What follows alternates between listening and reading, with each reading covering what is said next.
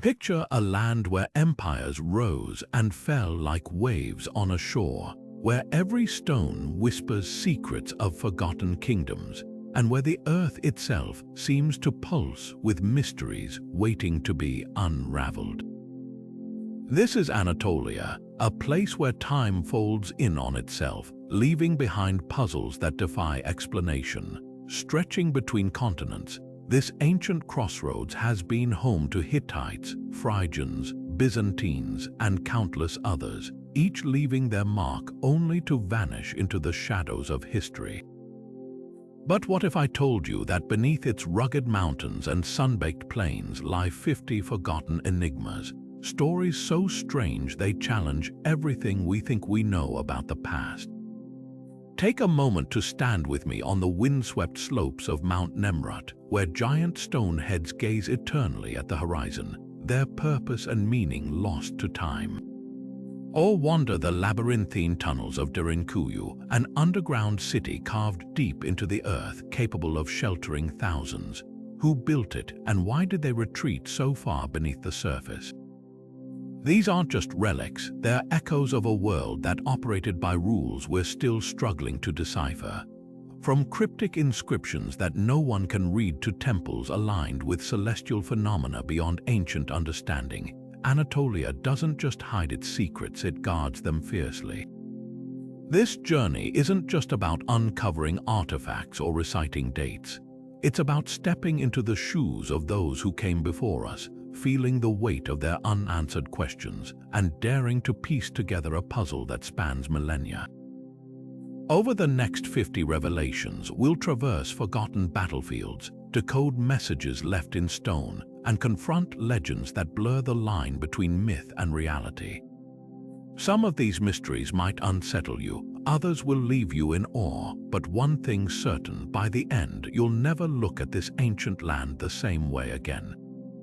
So let's begin where all great adventures do, with a single step into the unknown. Beneath the imposing ruins of Hattusa, the once great capital of the Hittite Empire, lies a hidden world that defies simple explanation. These aren't just ordinary tunnels, they're a meticulously engineered network stretching for miles beneath the ancient city. Their walls carved with such precision that they've survived 3,000 years of earthquakes and invasions.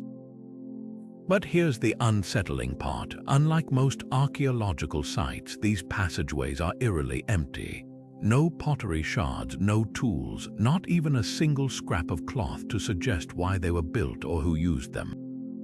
Some researchers believe these tunnels served as emergency escape routes during sieges, a theory supported by their strategic exits beyond the city walls. Others argue the geometry is too deliberate. Certain chambers align with solstice sunrises, hinting at ceremonial purposes. Then there's the chilling possibility that the Hittites themselves deliberately erased evidence of the tunnel's true function. Recent LiDAR scans have only deepened the mystery, revealing anomalies in the bedrock that suggest entire chambers remain undiscovered, their entrances sealed with uncanny care. What makes these tunnels truly unique is their craftsmanship.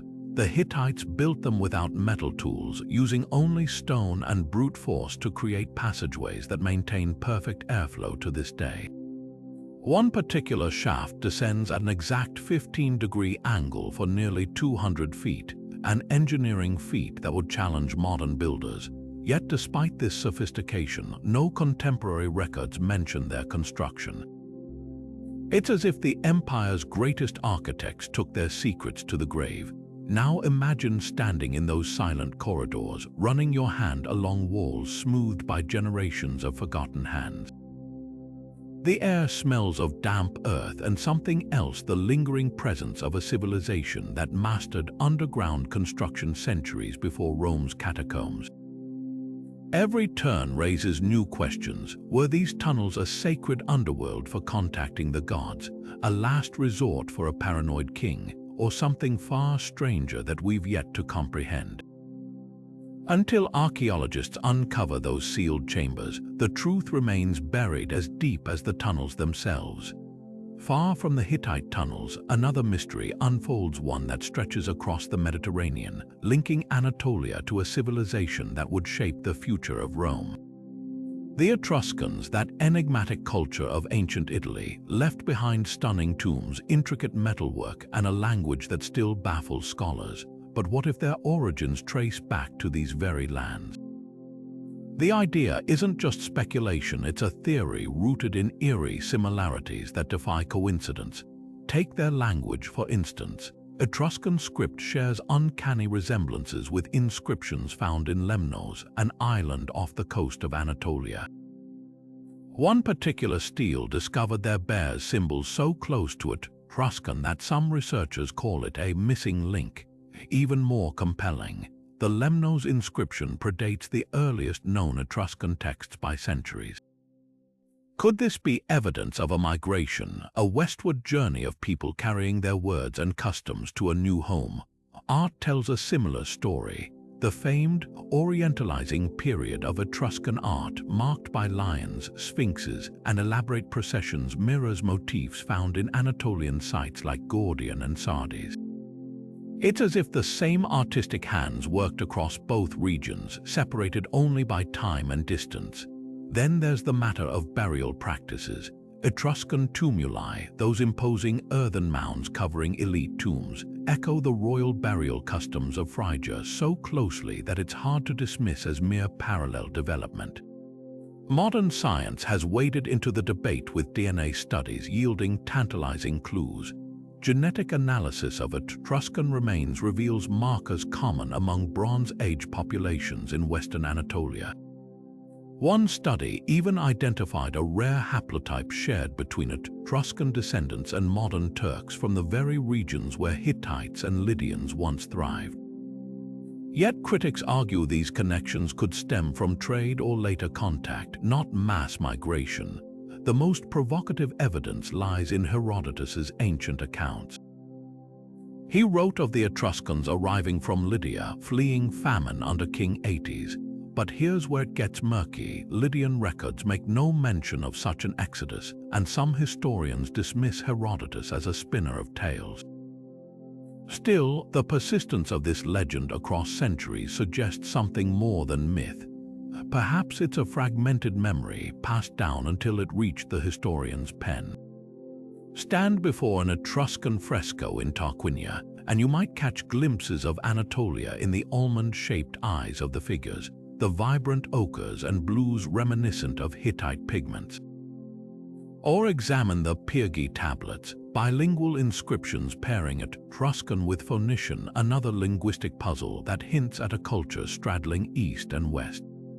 The truth may lie somewhere in between, not a single mass migration, but a slow diffusion of people, ideas, and art across the sea, weaving Anatolia's legacy into the fabric of early Italy. Until we decipher those untranslated texts or uncover a definitive archaeological smoking gun, the connection remains one of history's most tantalizing what-ifs. High in the rocky cliffs of Amasea, capital of the Pontic Kings, whispers persist of a treasure far more valuable than gold, a library so vast it could rewrite history. Ancient chroniclers spoke of scrolls detailing rituals of vanished cults, maps of lands unknown to modern geography, and philosophical treatises that challenged even the wisdom of Greece and Rome. King Mithridates VI, that brilliant and ruthless ruler, was said to have amassed this collection deliberately, sending agents across the known world to gather every scrap of forbidden knowledge.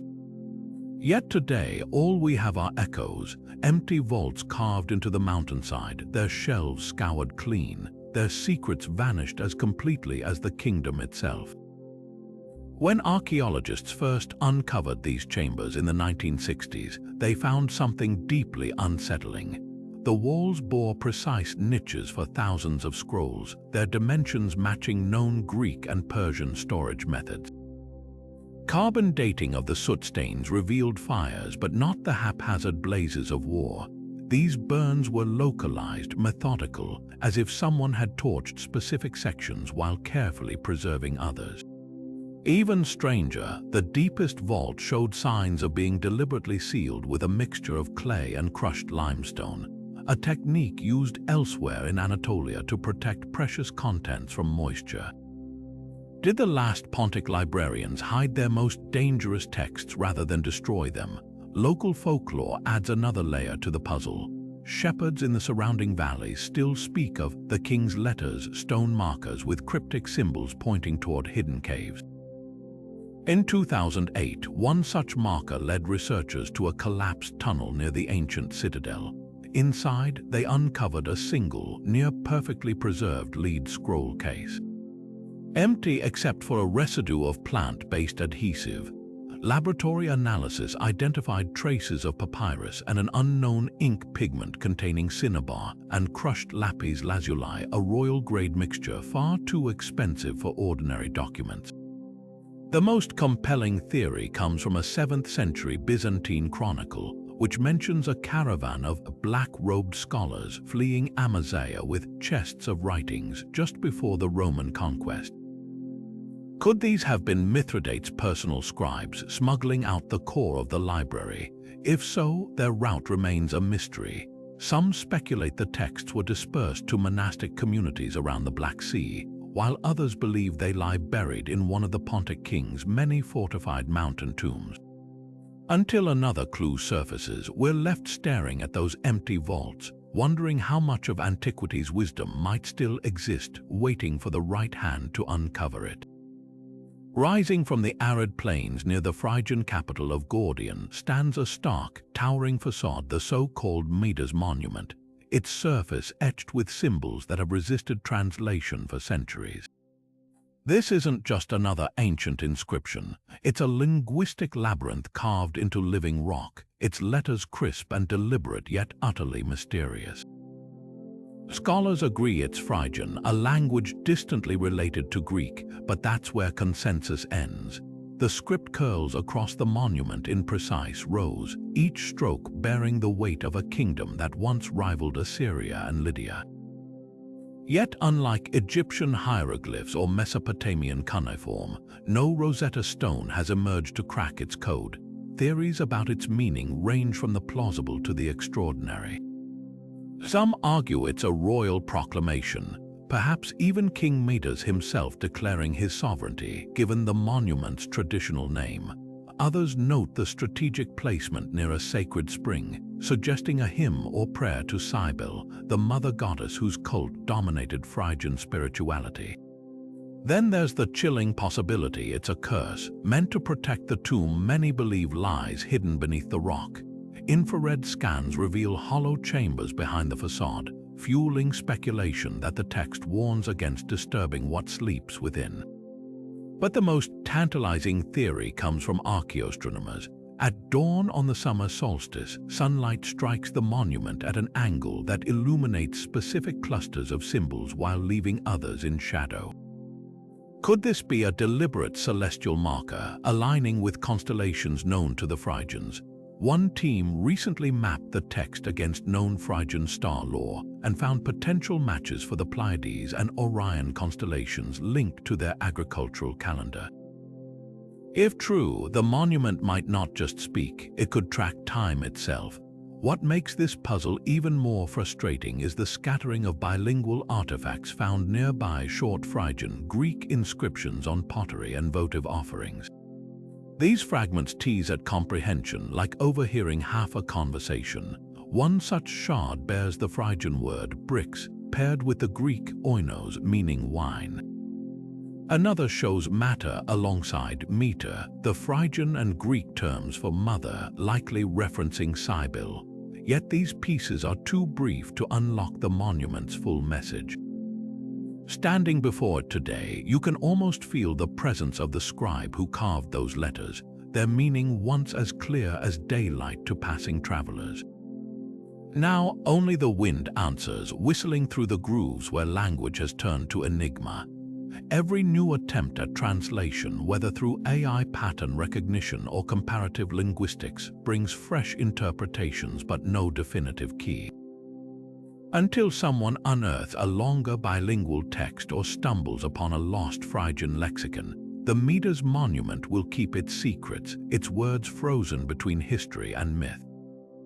Beneath the dust of one of the world's oldest cities, Catalhoyuk, lies a collection of clay figurines that have long been labeled as symbols of fertility. Plump, seated women with exaggerated features, cradling their bodies as if in childbirth. For decades, these artifacts were hailed as proof of a matriarchal society worshipping a mother goddess, a narrative that fit neatly into 20th century feminist reinterpretations of prehistory. But what if we've been misreading these objects entirely? Recent excavations and advanced imaging techniques are revealing details that turn the old assumptions on their head. Take the so-called seated woman of Catalhoyuk, the most famous of these figurines. Under microscopic analysis, researchers discovered something startling. The goddess isn't alone. Faint impressions around her base suggest she was once part of a larger assemblage, possibly a group of figures arranged in a domestic setting. Even more intriguing, some of these figurines were found broken and repaired, their fractures carefully mended with resin. Would a sacred object representing divine power be treated so casually? The alternative theory gaining traction is that these weren't deities at all, but ancestor figurines, physical embodiments of the dead, kept in homes to maintain a connection with departed loved ones. Ethnographic studies of modern Anatolian communities reveal similar practices, where miniature representations of ancestors are passed down through generations. The figurines' postures, once interpreted as birth-giving, might instead depict a funerary crouch, a burial position well documented in Catalhoyuk's tightly flexed skeletons. Traditional archaeology often dismissed these interpretations, clinging to the fertility symbol narrative partly because it aligned with early assumptions about prehistoric women's roles. But feminist scholars themselves are now divided. Some argue the goddess label perpetuates reductive stereotypes, reducing ancient women to biological functions rather than complex social beings. Others point to the figurines' contexts. Many were found in grain bins or near ovens, suggesting household magic or practical rituals rather than temple worship. One of the most compelling discoveries came from residue analysis. Several figurines showed traces of barley and lentils pressed into their clay before firing, as if they'd been fed during rituals. In a society where the dead were buried beneath homes, this could hint at offerings to sustain ancestors in the afterlife. Meanwhile, a handful of male figurines, long overlooked in scholarly discussions, display similar features: rounded bellies and seated positions, challenging the notion that only female forms held spiritual significance. The truth may lie somewhere in between. Perhaps these clay figures served multiple purposes: guides for the dead, charms for harvests, even teaching tools for children learning their lineage. What's clear is that Catalhoyuk's people saw power in the human form, molding clay into something that blurred the lines between memory, magic, and the mundane. As we reassess these artifacts with fresh eyes, they remind us that the past refuses to be pigeonholed. It's far stranger and more human than we ever imagined. Carved into the sheer cliffs overlooking Lake Van, the so-called chariot of the gods relief has sparked debates for generations. At first glance, it appears to depict ordinary Eurasian warriors until you notice the wheeled platforms they stand upon, each bearing figures with elongated heads and radiating halos, their arms raised as if manipulating unseen forces. These aren't mere decorative elements. The entire scene vibrates with otherworldly energy, framed by celestial symbols that mirror constellations only visible with modern telescopes.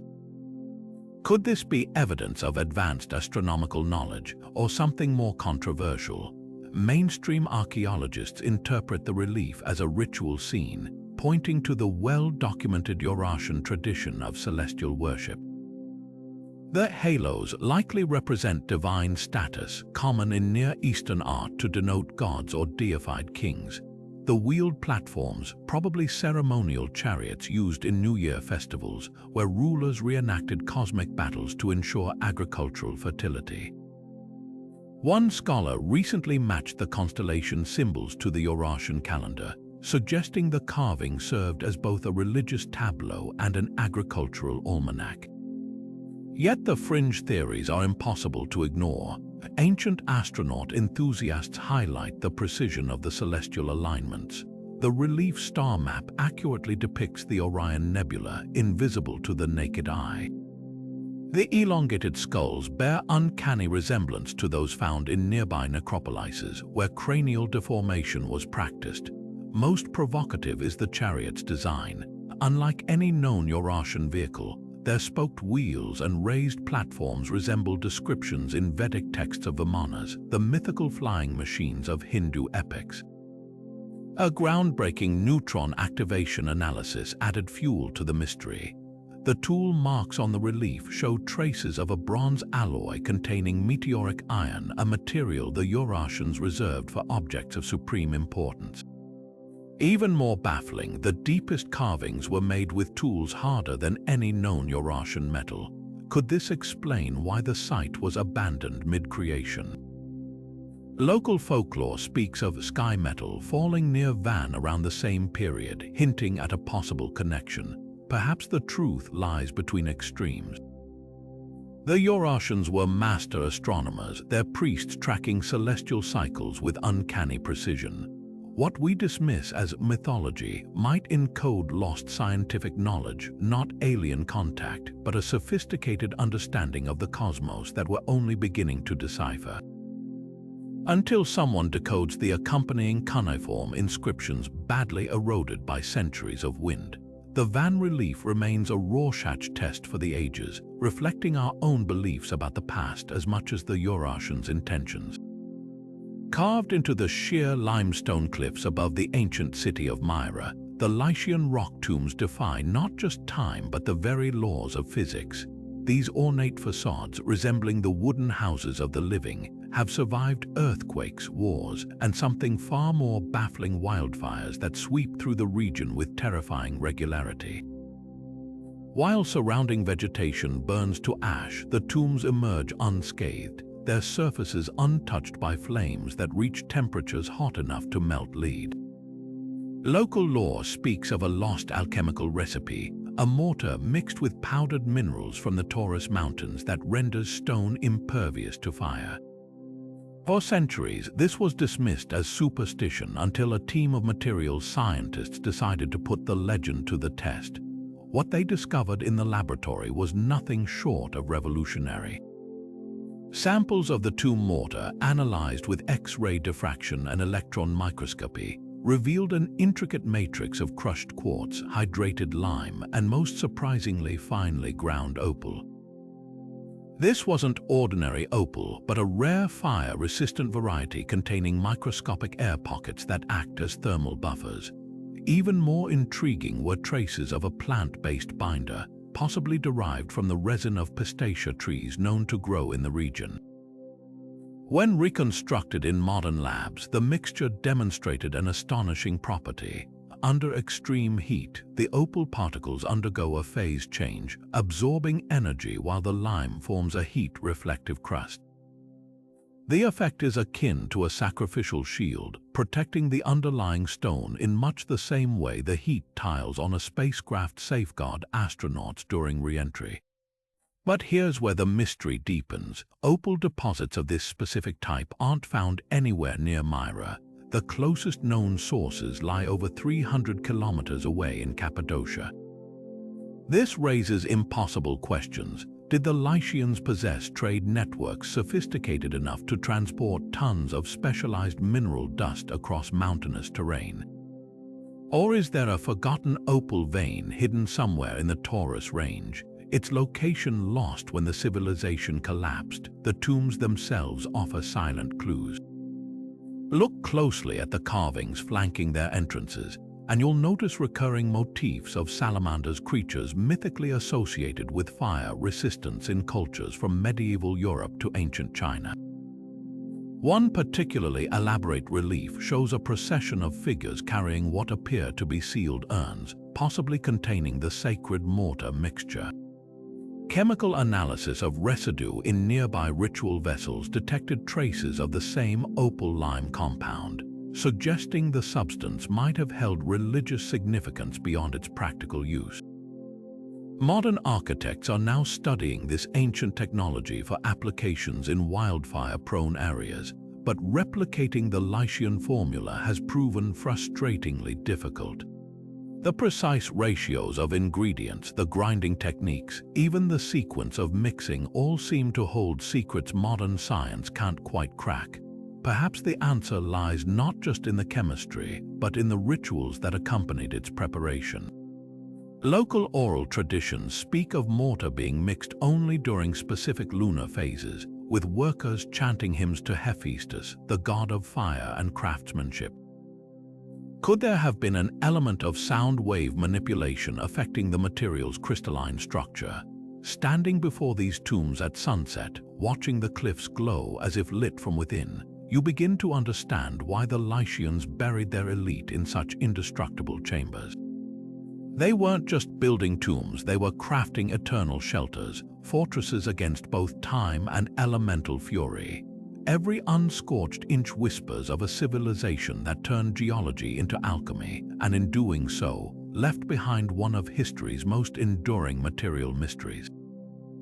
The ruins of Ani stretch across the Turkish-Armenian border like a skeleton frozen mid-movement, its crumbling cathedral towers and hollowed-out palaces standing silent against the wind. But those who walk these streets at dusk swear the city never truly fell silent, that the very stones here remember voices from 1,000 years ago. Visitors report hearing whispers threading through the ruins when no one else is present, murmurs in Old Armenian that fade the moment you turn to look. Some claim they've caught fragments of hymns near the Church of St. Gregory, sung in harmonies no living throat could reproduce. Others speak of phantom debates echoing from the ancient merchant halls, as if the ghostly assemblies of the Silk Road still barter over long-vanished goods. Acoustic engineers who mapped the site made an unsettling discovery. Ani's ruins act as a natural sound labyrinth. The particular density of the volcanic tuff used in construction, combined with the strategic placement of arched doorways and domed chambers, creates a network of sonic channels. A whisper at the cathedral's altar can travel undiminished to the bishop's palace 300 feet away, an effect the builders likely amplified intentionally for ritual purposes. But this doesn't fully explain the reports. Recordings taken at the site reveal anomalous frequencies, tones that don't match known wind patterns or wildlife. One team from Istanbul Technical University even captured what sounds like a child's laughter near the ruins of a 10th century schoolhouse, though their equipment registered no physical vibrations in the air. Folklore offers darker interpretations. Armenian chronicles speak of the city's final days in 1064, when Seljuk forces breached the walls. According to one account, the last defenders gathered in the cathedral to sing the cherubic hymn as invaders approached, a sound so piercing it pierced the heavens. Local shepherds still avoid the site after sundown, claiming the ground itself remembers that moment. There's a particular unease near the Tigran Honans church, where a 16th century Ottoman scribe recorded hearing psalms in an empty nave. His description matches modern encounters note for note, a basso profundo chant in Grabar, the classical Armenian language dead for centuries outside liturgy. Archaeologists recently uncovered a clue buried in the cathedral's foundation, thin sheets of bronze layered between the stones. When reconstructed, these form a rudimentary resonance chamber, amplifying specific frequencies. Even more intriguing are the traces of mercury found in the joints, a substance ancient builders from Tibet to Rome used in ritual acoustics. Could the whispers be a deliberate echo of the past, engineered to outlast the people who created them? Or is Ani, the city of 1,001 churches, still holding mass for a congregation that vanished with the Middle Ages? The wind carries no answers, only fragments of a conversation that refuses to end. Deep beneath the volcanic plains of Cappadocia, where tourists now wander through Durinkuyu's maze of tunnels, archaeologists made a discovery that froze time itself. In 2019, ground-penetrating radar revealed a cluster of chambers sealed behind precise stonework, untouched for over 1,000 years. When researchers carefully breached one of these vaults, they found not dust and decay, but a snapshot of 10th-century life suspended in eerie perfection. Bundles of flaxen textiles still retained their indigo dye, folded neatly beside copper tools so well polished they gleamed in the lamplight. A wooden spindle rested in a half-finished twist of thread, as if its owner had stepped away moments before. These weren't hastily abandoned belongings. They were treasures deliberately preserved, left behind with unsettling care. The condition of the artifacts tells a haunting story. Lab analysis showed the textiles bore no signs of wear or mending, suggesting they were prized reserves, perhaps dowry items or ceremonial garb. The tools, a chisel, a curved sickle, and 3 needles tucked into a leather pouch, were pristine, their edges sharp. Most revealing, a clay oil lamp found perched on a ledge, its wick neatly trimmed but never lit. This wasn't panic, it was preparation. The prevailing theory suggests these chambers served as time capsules, stocked by Durinkuyu's inhabitants during the Byzantine-Arab Wars. When Seljuk forces advanced, the underground city's residents likely sealed their most valued possessions, believing they'd return after the danger passed. But history had other plans. Then there's the enigma of the locking mechanism. Each vault was sealed with a unique sliding stone door, counterweighted so precisely that even after centuries, they opened with barely a nudge. But here's what chills the bones: the outermost chambers were barred from the inside. Infrared scans show no skeletal remains, no evidence of trapped souls. So why barricade an empty room? Some scholars point to 9th century Byzantine military manuals describing ghost vaults, decoy storage spaces designed to mislead invaders.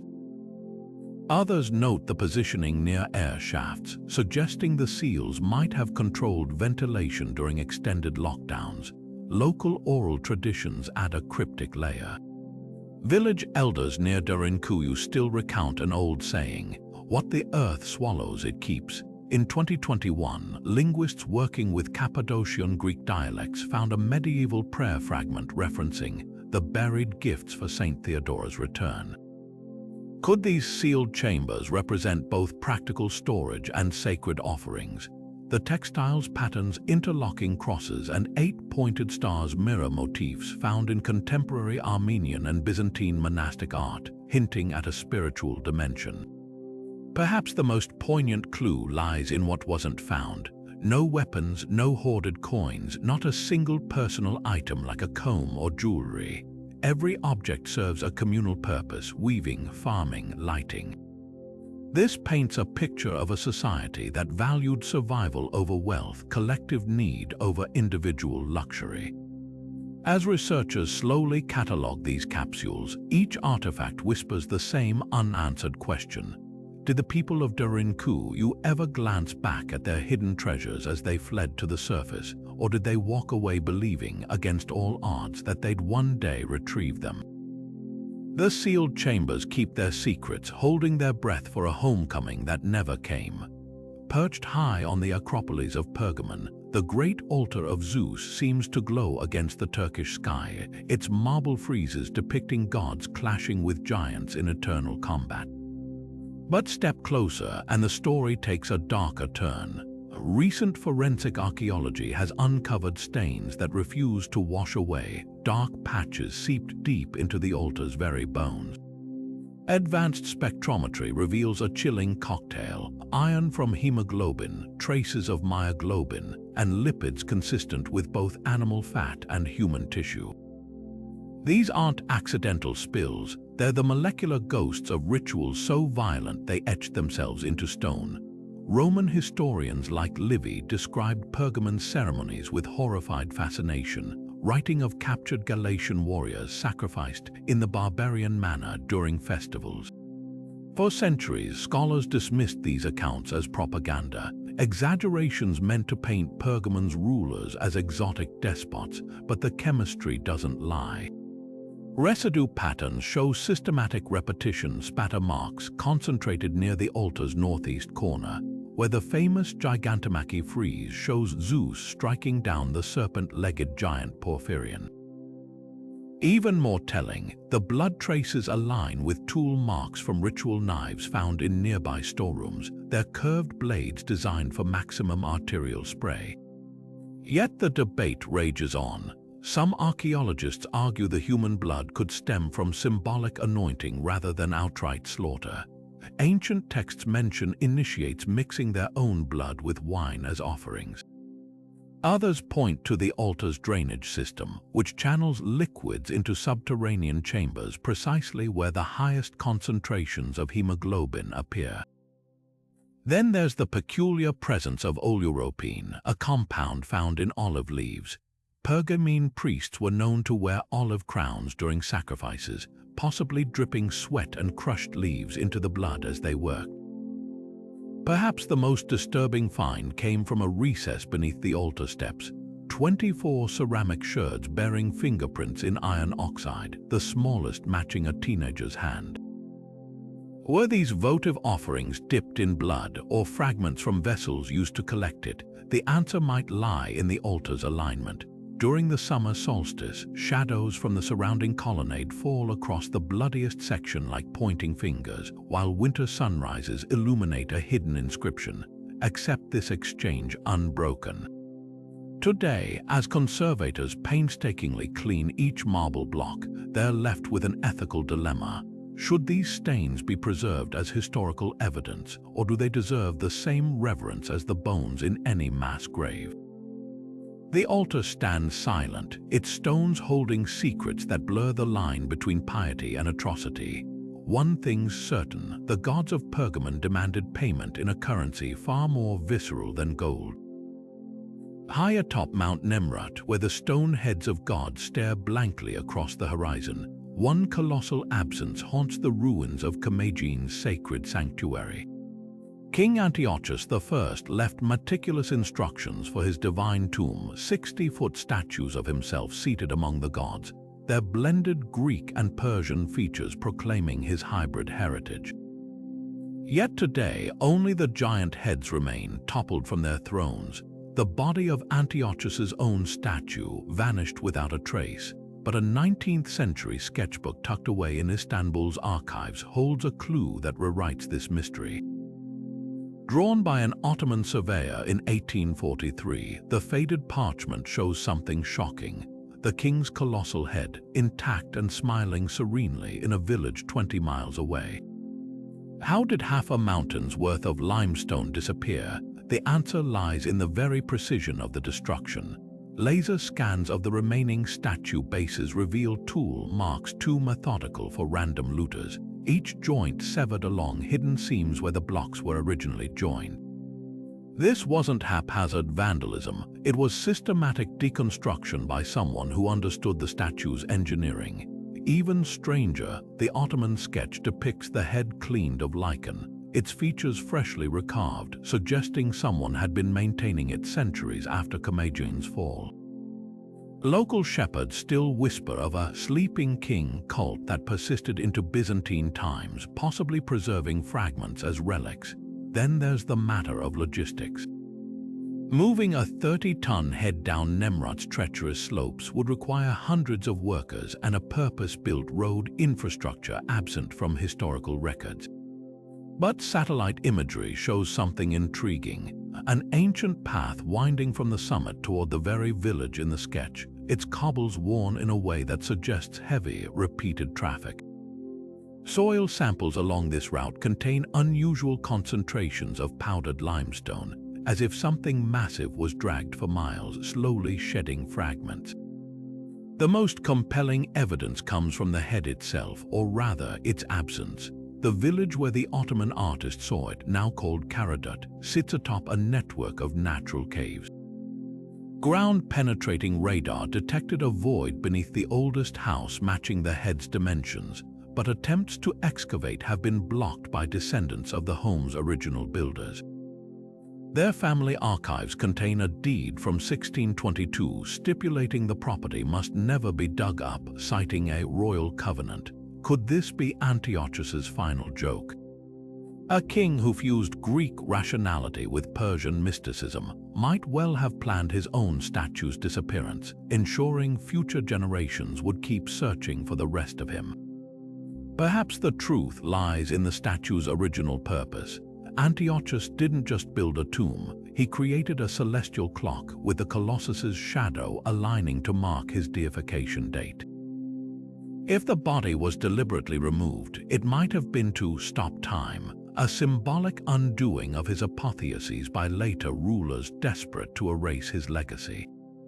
Or maybe the villagers of Caradut know more than they admit, stand in their fields at dusk, and you might hear an odd resonance underfoot, as if something hollow and enormous waits below, still guarding a king's 2,000-year-old secret. One quiet morning in 1965, the guard at Sardi's Archaeological Museum arrived to find the unthinkable: a gaping hole in the reinforced glass, empty display cases still swinging on their hinges, and 300 priceless Lydian artifacts gone without a trace. The stolen treasures read like a catalogue of ancient Anatolia's finest craftsmanship: golden brooches shaped like leaping stags, silver bowls etched with processions of winged lions, and most devastating of all, the famed Lydian lion, a solid gold statuette so lifelike its paws seemed poised to pounce. This wasn't just a burglary, it was a surgical strike targeting objects that defined an entire civilization.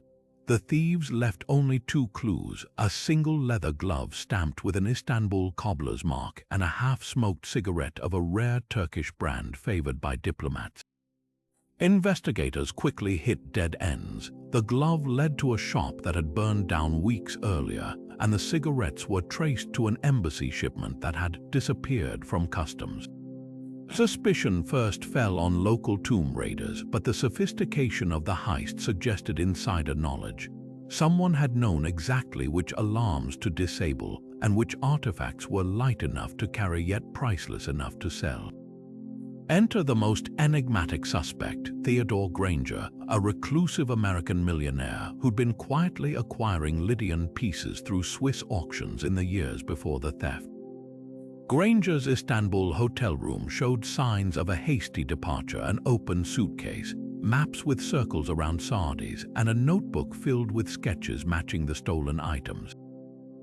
But when Interpol tracked him to a Paris-bound ferry, they found only his passport abandoned near the railing. Had he jumped, been pushed, or staged his disappearance to vanish into the black market?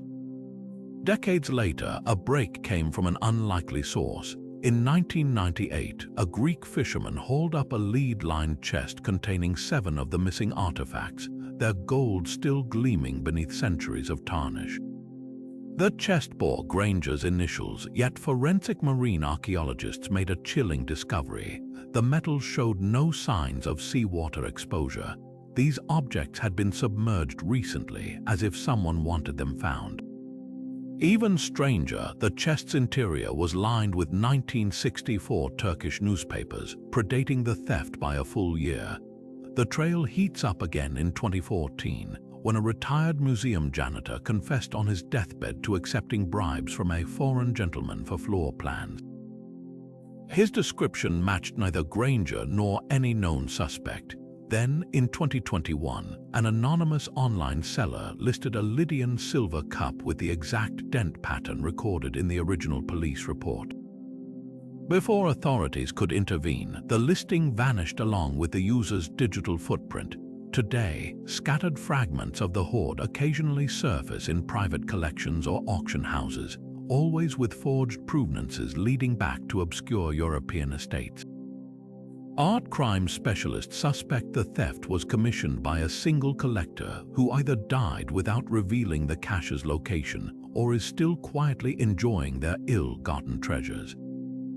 Meanwhile, the Lydian lion remains the holy grail of missing antiquities, its absence a constant reminder that some mysteries refuse to stay buried even when they're made of solid gold. Lake Van shimmers under the Anatolian sun like a sheet of hammered silver, but beneath its tranquil surface lies a legend that has lured and doomed treasure hunters for centuries: the lost gold of King Croesus. The last ruler of Lydia, whose name became synonymous with unimaginable wealth, supposedly hid a portion of his fabled hoard near these shores as Persian forces closed in. Yet those who have dared to seek it often meet ghastly fates, drowning in inexplicably still waters, vanishing without a trace from dig sites, or perishing in freak accidents that locals whisper are the work of the Charon curse. The most infamous case unfolded in 1974, when a French archaeologist named Henri Delacroix led an expedition to a cave system near the lake's eastern shore. His journal, recovered after his disappearance, describes finding a stone slab carved with Lydian symbols, a rare script used exclusively for royal decrees. Days later, villagers found Delacroix's camp abandoned, his equipment intact, and a single chilling addition: a gold Daric coin placed precisely atop his notebook, its surface scratched with what looked like fresh fingernail marks. Forensic analysis later confirmed the coin matched the composition of Croesus's mint, but how it arrived there remains unexplained. Modern technology has only deepened the mystery. Sonar scans in 2012 revealed unnatural cavities along the lakebed, their shapes too geometric to be natural formations. Yet when a robotic submersible tried to explore, its cameras malfunctioned at precise intervals, capturing brief flashes of what might be man-made walls before going dark. Even more unsettling are the death certificates linked to the treasure. Of the 8 divers who have attempted to reach these structures since 1980, 5 developed identical symptoms: sudden onset paralysis followed by cardiac arrest despite no shared medical history. Autopsies showed traces of a rare neurotoxin found in certain Lake Van algae, but in concentrations far higher than naturally occurring. Local folklore offers a grim explanation. Kurdish shepherds tell of a golden guardian, a spirit bound to the treasure by ancient Lydian priests. They claim Croesus didn't just hide his wealth, he consecrated it, embedding curses in the very metal. There's eerie corroboration in Herodotus's accounts. He wrote of the king's habit of sending cursed gifts to enemies, gold that brought ruin to those who accepted it. Could the same magic protect his final cache? Then there's the puzzle of the weeping coins. In 2018, a farmer plowing near the lake unearthed a small ceramic jar containing 17 silver sigloi, Croesus's first minted currency. Within weeks, his entire family fell violently ill. The coins themselves became the subject of scientific fascination when conservators noticed droplets of liquid forming on their surfaces overnight.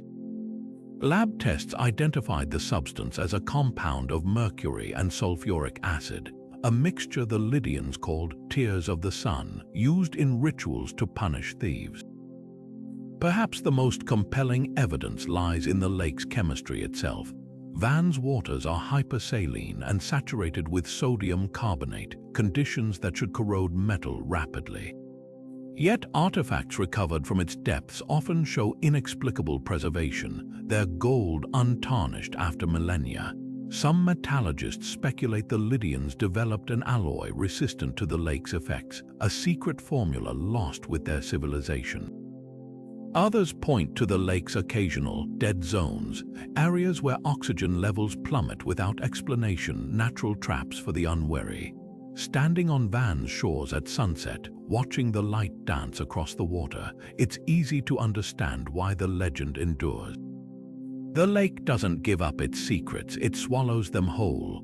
Whether cursed or simply misunderstood, Croesus's gold remains a siren call, promising riches while hiding its truest cost, the price of greed measured in lives rather than coins.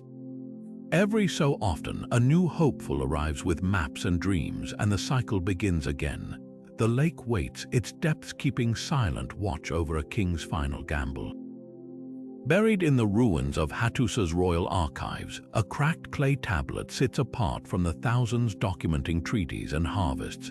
Catalogued simply as KUB 4.867, this unassuming slab bears a sketch that shouldn't exist, a six-pointed star with curling tendrils, its center pulsing with hatch marks the Hittites reserved for divine radiance.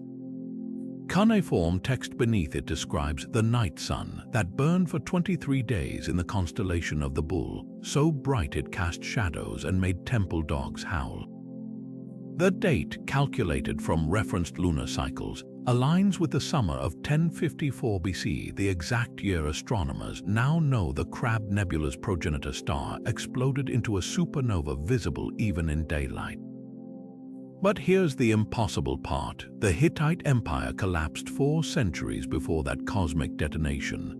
Either our timeline of ancient Near Eastern history is catastrophically wrong, or someone in Hattusa's priestly class possessed knowledge that defies explanation. Modern astrophysics confirms the Crab Nebula event would have blazed brighter than Venus, observable across the Mediterranean for weeks. Chinese and Arab astronomers left detailed records, while European monks vaguely noted a strange light in the heavens. But the Hittite tablet goes further. It accurately depicts the supernova's filamentary structure, those curling tendrils matching modern telescopic images of the nebula's expanding shock waves. How could Bronze Age observers, lacking even basic optics, capture details invisible to the naked eye? The tablet's reverse side holds a clue, a list of seeing stones distributed to 13 frontier temples, each accompanied by a priest trained in the old skyways. Recent excavations at one such temple in Catalhoyuk uncovered polished obsidian discs, their surfaces concave enough to focus starlight when filled with water. Experiments show these could magnify celestial objects just enough to reveal the Crab Nebula's distinctive shape. Then there's the matter of prediction. The tablet's text mentions the event was awaited, following calculations based on the bull's heart, likely referencing the star Aldebaran, which the supernova appeared near. This suggests the Hittites didn't just witness the event, they anticipated it. Archaeoastronomers have identified alignments in Hattusa's Lion Gate that track Aldebaran's movements, while a broken ritual tablet speaks of the god's return in cycles matching the lifespan of massive stars. Most startling is a relief carving at Yazilikaya showing a deity holding a cluster of stars, one depicted with rays, as if the artist knew some stars were fundamentally different. Critics argue the tablet might describe a comet or atmospheric phenomenon, but the details are too precise. The 23 days matches the supernova's visibility period, and the tendril motif is unmistakable. Perhaps the answer lies in the Hittites borrowing from older cultures. Their astronomy borrowed heavily from Babylonian star catalogues, which in turn drew from Sumerian traditions stretching back to the 3rd millennium BC. Could knowledge of stellar life cycles have been preserved across generations, encoded in temple rituals until the right moment? One tantalizing theory involves the Hittites' metalworking prowess. Their iron smelters achieved temperatures hot enough to mimic stellar nucleosynthesis, creating alloys with cosmic signatures.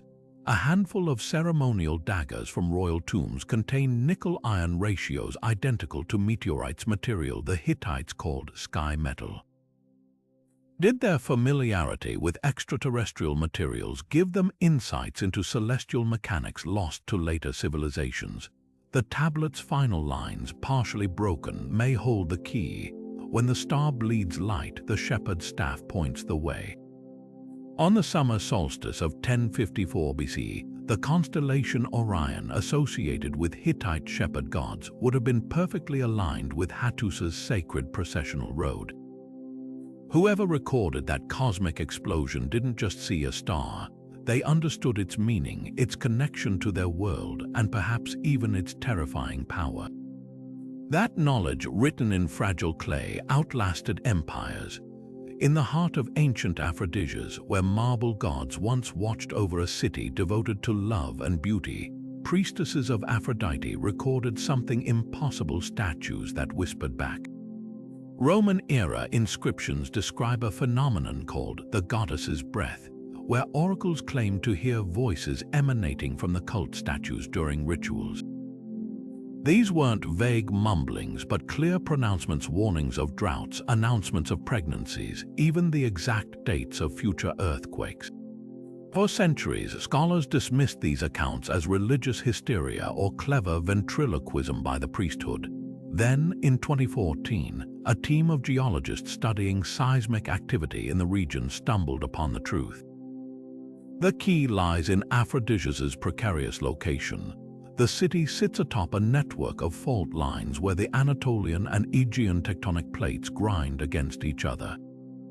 During full moon festivals, when most whispering incidents were reported, the alignment of celestial bodies exerts additional gravitational pull on these faults, creating microseismic tremors too faint to feel but powerful enough to vibrate the statue's hollow marble cavities.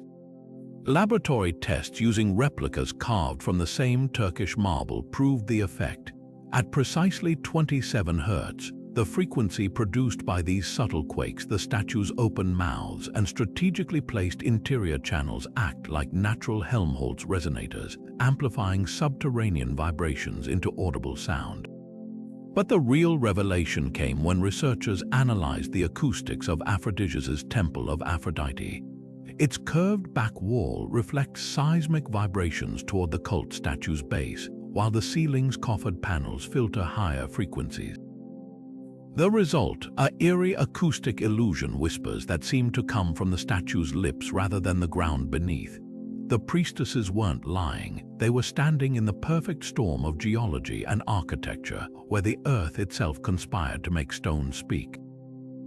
Even more fascinating are the accounts describing the goddess naming names. Seismologists now suspect the statue's unique compositions. Veins of quartz running through the marble acted like piezoelectric microphones, converting pressure from specific fault movements into distinct tonal patterns. A priestess spending decades in the temple might subconsciously learn to associate certain sounds with impending events, effectively decoding the Earth's warnings long before science could explain them. Modern visitors occasionally report similar experiences, particularly near the reconstructed statue of Aphrodite in the site's museum. Infrared cameras have captured vibrations in the statue's pedestal during these events, coinciding with minor seismic activity kilometers below. Whether divine intervention or geological coincidence, the stones of Aphrodisias still murmur their secrets if you know when to listen. Beneath the glittering mosaics of Hagia Sophia, where emperors were crowned and history was written, lies a hidden layer of desperation etched in lead. During restoration work in 1935, workers pried up a section of the ancient floor near the imperial lodge and uncovered something the Byzantine Church never intended to show the light of day. Dozens of tightly rolled lead scrolls lay nestled in the mortar, each inscribed with jagged Greek letters forming words that still make scholars hesitate before speaking them aloud. These weren't prayers or hymns, but binding spells, elaborate curses meant to trap supernatural entities in the very foundations of Christendom's greatest cathedral. The scrolls tell a story of imperial paranoia turned into architectural exorcism. Emperor Justinian, having rebuilt Hagia Sophia after the Nika riots, became obsessed with protecting his masterpiece from forces beyond human comprehension. Contemporary chronicles describe his nightmares of winged shadows circling the unfinished dome, and court officials recorded an incident where workers refused to enter the building, claiming tools moved on their own. The spells themselves target specific classes of demons, the Erika or air spirits blamed for sudden collapses, and the Chthonioi, subterranean entities thought to cause foundation shifts. One particularly chilling inscription reads, "I adjure you by the throne of Solomon, O destructive ones, to remain bound in this lead until the stars fall." What makes these discoveries so unsettling is their precision. Each scroll was placed at a structurally vulnerable point, corners where walls meet, junctions of arches, even beneath the pillars supporting the dome. Modern engineers confirm these are precisely the areas most susceptible to stress fractures. Were the Byzantines simply hedging their bets, combining spiritual and physical reinforcement? Or did they know something about the building stability that modern science has yet to uncover? The rituals behind these demon traps reveal a fascinating syncretism. While the language is Christian, invoking saints and biblical verses, the techniques are straight from Greco-Roman magical papyri. Some scrolls contain palindrome incantations, words that read the same backward as forward, a practice dating back to Babylonian exorcisms. Others bear the characteres, mystical symbols borrowed from Egyptian temple magic that resemble abstracted human figures with their arms raised in surrender. Most startling is what happened when researchers attempted conservation. 3 scrolls, carefully unrolled in controlled museum conditions, displayed strange phenomena, their lead surfaces developing crystalline growths overnight despite stable humidity. Laboratory analysis identified the substance as antimony sulfide, a material Byzantine alchemists called the tears of Saturn and associated with barriers between worlds. Whether chemical reaction or chilling coincidence, it's enough to make even skeptics pause. Today, thousands of visitors walk unknowingly over these buried wards, their feet tracing the same paths as ancient exorcists. The Church officially dismissed such practices as superstition, yet the sheer number of scrolls suggests institutional involvement. Perhaps Hagia Sophia's true genius lies not just in its visible grandeur, but in these hidden safeguards, a testament to an age when architecture wasn't just about defying gravity, but holding back the darkness itself. Among the whirling dervishes of medieval Konya, one name surfaces in Sufi manuscripts with unsettling regularity: Sheikh Adnan al-Rumi, the undying saint. 14th century texts describe him as a man who attended the funeral of the great poet Rumi in 1273, yet was still giving sermons in 1561, his appearance unchanged save for a streak of white in his beard. The accounts don't read as legend, they're shockingly specific. Court scribes note his presence at 3 different sultans' coronations, each separated by nearly a century.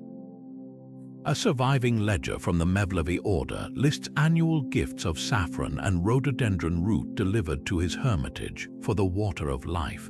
What makes these records so compelling is their mundane detail. One particularly vivid description comes from a disgruntled apprentice's diary, complaining about the sheikh's insistence on harvesting moonwort fern only during lunar eclipses. The very pettiness of the grievance feels authentic. Who would invent bureaucratic frustrations for an immortal mystic? Even more telling are the medical observations. A visiting physician's report from 1492 describes the sheikh's pulse as slow like winter sap, his pupils retaining an unnatural luminescence in dim light. Then there's the recipe, tucked into the margins of a tattered gazelle hide codex now housed in Konya's Mevlana Museum. The formula reads like something between an herbal remedy and alchemical incantation. It calls for 7 ingredients: Anatolian snowdrop bulbs crushed at dawn, Cappadocian cave salt, fermented wild rye, and 4 others written in cipher. The preparation instructions are eerily precise. The mixture must be stirred with a pearwood spoon in a copper basin for exactly 300 revolutions, then exposed to the sigh of the east wind for 40 days. Modern pharmacologists who have reconstructed the recipe identified startling properties. The combination creates a potent telomerase activator capable of slowing cellular aging in lab tests. But the real mystery lies in the missing element. Every account mentions a final component referred to only as the gift of Kidder, the mythical green prophet who guards the fountain of life. Some scholars believe this refers to a now extinct mushroom that grew near volcanic vents in Mount Hassan. Others point to a peculiar notation in the sheikh's own hand, a sketch of the Orion constellation with 3 stars circled, matching the alignment visible from Konya only once every 33 years. Local folklore insists the sheikh didn't die. He walked into a sandstorm near Lake Tuz in 1605 and simply evaporated.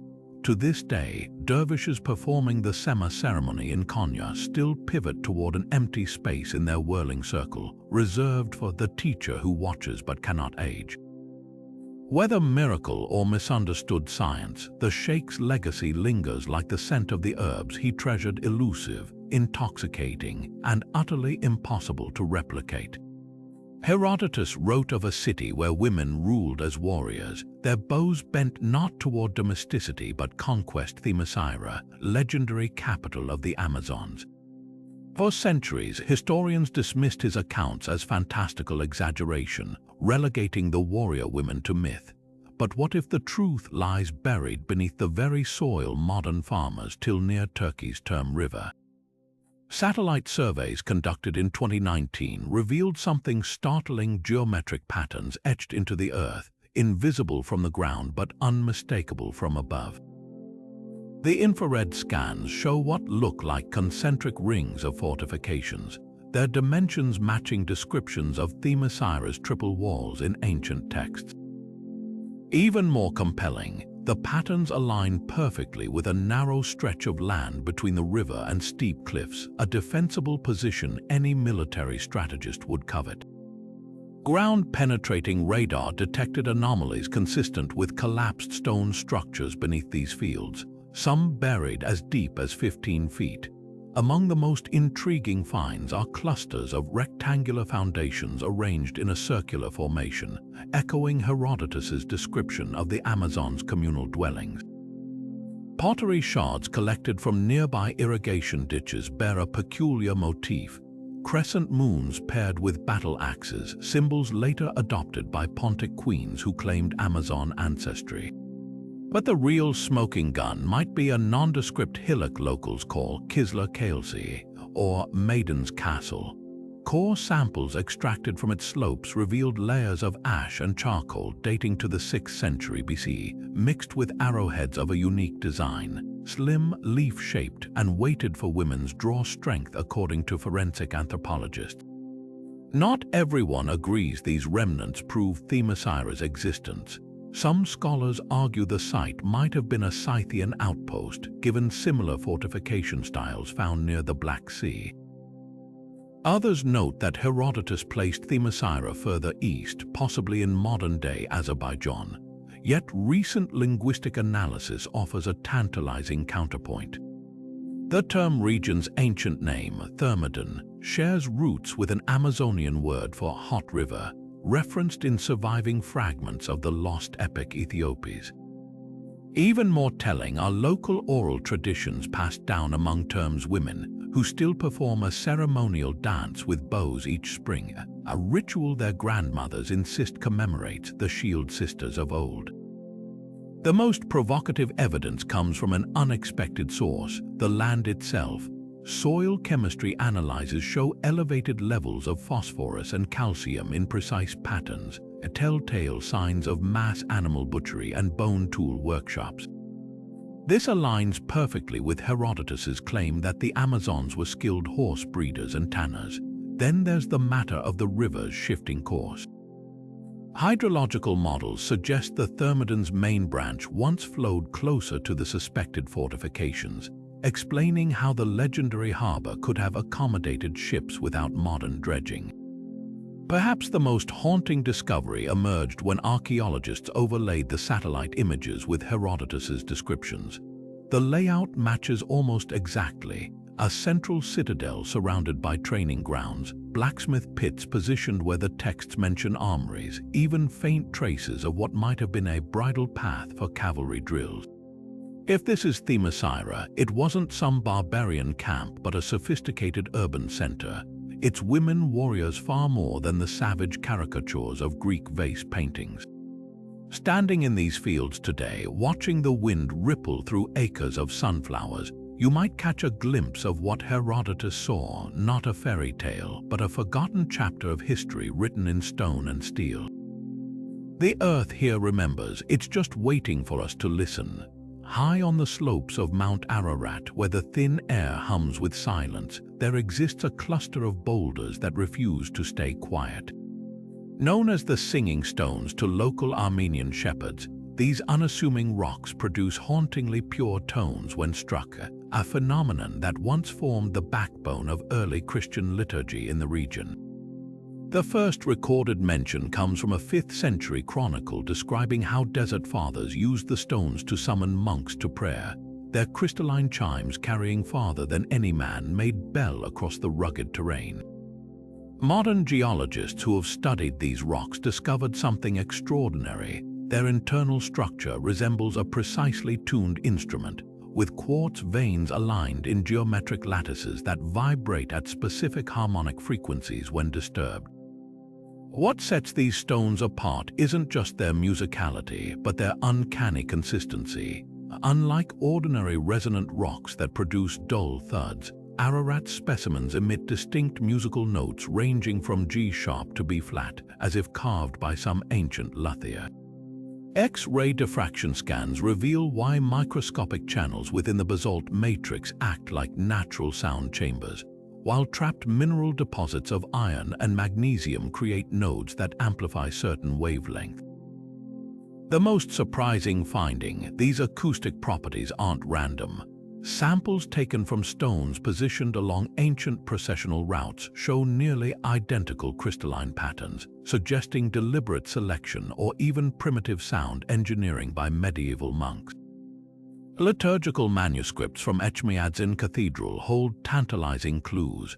One 11th century hymn book prescribes specific stones for different feast days, noting that the D-sharp rock was reserved for Easter vigils while the F-natural accompanied funerary rites.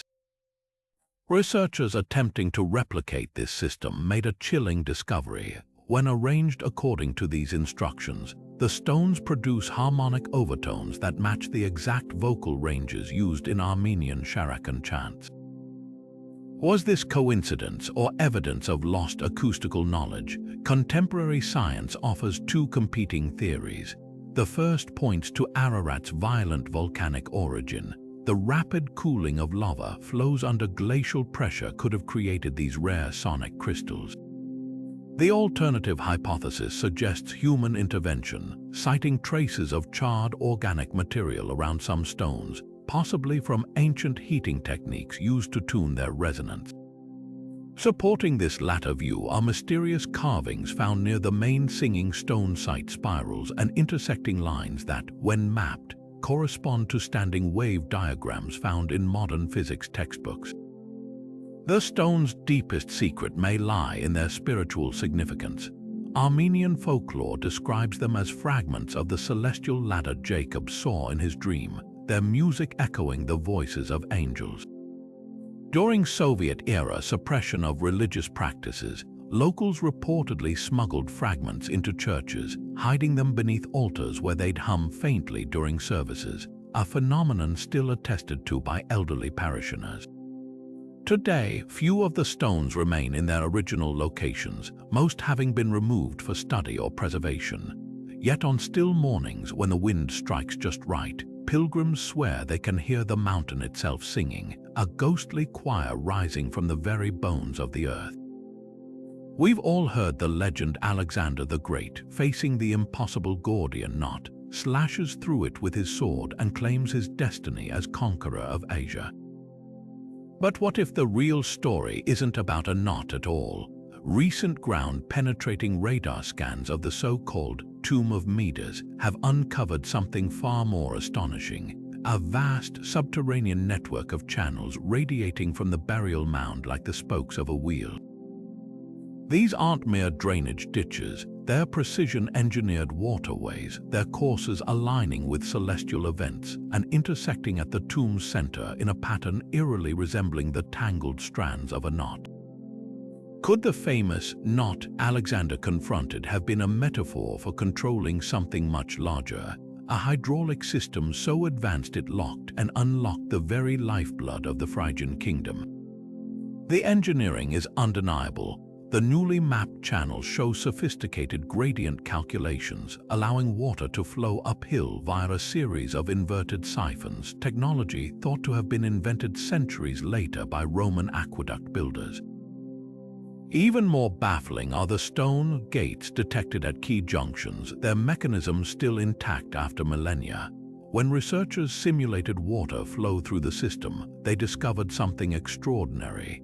The gates only open fully when aligned in a specific sequence, much like untying a complex knot strand by strand. This wasn't just infrastructure, it was a puzzle designed to protect something. Ancient texts hint at why. A previously overlooked Hittite tablet mentions the water throne of Gordian, a ceremonial seat where kings proved their worth by making the land drink. Now picture this: Alexander doesn't just hack at a rope knot out of frustration. Instead, he's led to the heart of the tomb where priests demonstrate the water system's operation. The young king, grasping its symbolic power, doesn't destroy but masters the mechanism, realigning the gates to unleash a ceremonial flood across the perished plains. Suddenly, the legend takes on new meaning. His cutting of the knot becomes a metaphor for breaking the drought that had crippled Persian-held Anatolia, winning him the loyalty of the people. Supporting this theory are Persian accounts of Alexander's stay in Gordian, which mention unseasonal rains and the sudden greening of the countryside shortly after his visit. The most compelling evidence lies in the tomb's acoustics. When water flows through the channels at full capacity, the entire mound resonates with a deep, rhythmic pulsing, a sound that, according to Phrygian hymns, mimicked the voice of the earth goddess Cybele. Modern experiments confirm this phenomenon. The frequency produced matches descriptions of ritual drumbeats used in coronation ceremonies. Perhaps the knot wasn't just a test of strength or cleverness, but a king's initiation, a way to prove one could hear and respond to the land itself. So why has the water system remained hidden for so long? The answer might lie in its very design. The channels are deliberately shallow, their openings concealed beneath layers of packed clay that only heavy rainfall or seismic activity can displace. This suggests the Phrygians intended the system to activate only under specific conditions, possibly as a failsafe during droughts or invasions. Alexander's handlers, recognizing the propaganda value, likely simplified the story into the knot legend we know today. But the stones don't lie. Those silent channels waiting beneath the earth still hold the blueprint of a civilization that didn't just tie knots, it wove water into the fabric of power itself. The real mystery isn't how Alexander untied it, but why we ever believed the knot was just a knot. Deep in the heart of Yazilikaya, where the Hittites carved their gods into living rock, one relief stands apart from all others. A perfect circle of deities framing a void darker than the surrounding limestone. This is the so-called Black Sun, its smooth surface untouched by the intricate details of the 12 storm gods and underworld deities who encircle it. Unlike typical Hittite carvings showing celestial bodies as radiant discs, this central void absorbs light. Its edges so precisely cut they create an optical illusion of depth, as if staring into an abyss. Mainstream archaeology labels it a symbolic representation of the primordial chaos from which the Hittite pantheon emerged, but new translations of cuneiform tablets suggest something far more specific and unsettling. A recently deciphered ritual text from nearby Hattusa describes a day when the sun perished, when priests performed ceremonies to placate the sky's black eye. The date, calculated from referenced lunar cycles, aligns with the total solar eclipse of 13012 BCE, an event so dramatic it would have plunged central Anatolia into near-total darkness for over 4 minutes. Computer simulations confirm the eclipse's path crossed directly over Yazilikaya, with the sun's corona appearing as a faint ring around the moon's silhouette, an uncanny resemblance to the relief's design. But here's what chills the blood. The tablet specifies that the Black Sun returned 7 years later, contradicting modern astronomical models showing no comparable eclipse in that time frame. The parallels to Mesopotamian mythology deepen the mystery. A Babylonian star almanac from the same era speaks of Tiamat's Maw, a dark celestial phenomenon linked to the chaos dragon's return. Similar motifs appear in Hurrian texts found at Ugarit, describing a devoured sun as a portent of divine judgment. most striking is the shared iconography. A 9th century BC Assyrian cylinder seal shows gods encircling a black disk with radiating tendrils, nearly identical to Yazilikai's relief but carved 500 years later. Did these cultures share an ancestral memory of some recurring cosmic event modern astronomy hasn't accounted for? Material analysis adds another layer. The Black Sun panel bears traces of a pigment unlike any other in the sanctuary, a mix of magnetite and charred bone black, giving it a subtle metallic sheen under certain light. Spectroscopy reveals the presence of nickel, an element the Hittites associated with meteorites and celestial omens. Even stranger, the stone behind the carving shows unusual crystalline formations under ultraviolet light, as if subjected to intense heat before sculpting.